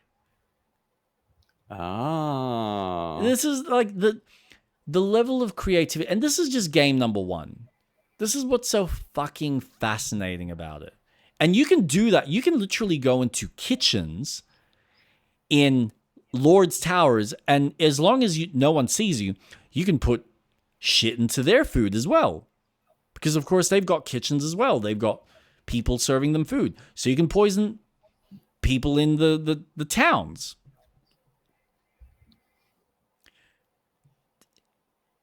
What's really fascinating, and this is the mind-bending part of this game, and I get that Skyrim is built on an engine that is heavily predicated on you being able to pick up every single object in the world. So it needs to track every single XY axis of every single item that you have, and that's a lot within an open world space.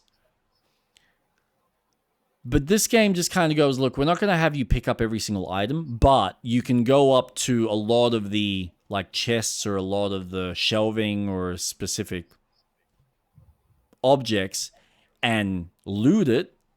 And very much like a traditional RPG, you will have, fruits, veggies, maybe some random items that the person holds on to. Awesome, that's fine. But it's the fact that there's no loading screens. You just go through the world. Your loading screen is only when you're having to use quick travel.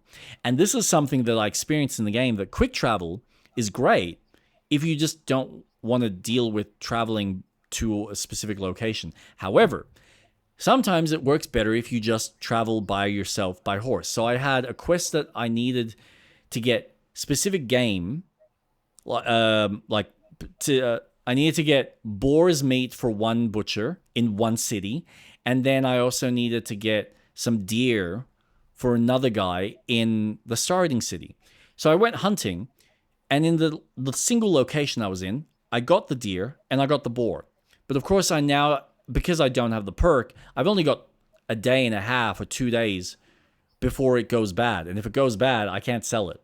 So because where I was hunting was nearby to one of the first guys. So yeah, I've given him the deer, done that. That was easy, done, moving on. And then, because I wanted to save, I've decided to go back to the house and sleep for an hour to save. Awesome. But now I've got limited time in order to get to the next city because it's almost evening And obviously the shops close and everyone goes to sleep. And when they go to sleep, they won't fucking talk to you.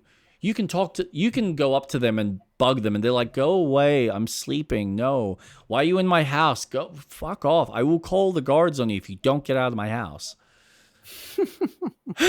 So I've gone and I've auto traveled to a location. But of course, he goes the long way, theoretically the safe way, which means I get there late at night. So, okay, the butcher's closed. I gotta go to sleep. I gotta wait till morning. I wait till morning. Now the game is basically ruined and I can't sell it. So I'm like, fuck. What do I do? You know what? Let me try that again. I could have happily just gone and hunted for more game and sold what I had on the cheap, because you can still sell it. Yeah. The other option is, and this is the fun one, you can also use a potion that improves the quality. So if it's below 50%, you can get it up to 100% again. So it's edible. Huh.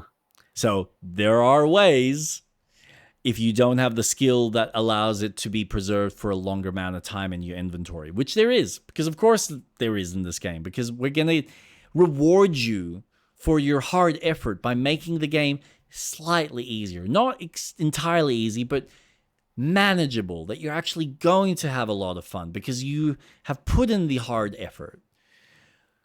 So this time I reload the save and I literally jump on my horse and I bolt down the shortest route to the city, and I get there in less time than what it took for my character to fast travel, which meant I could sell the game, I made my money, and I moved on.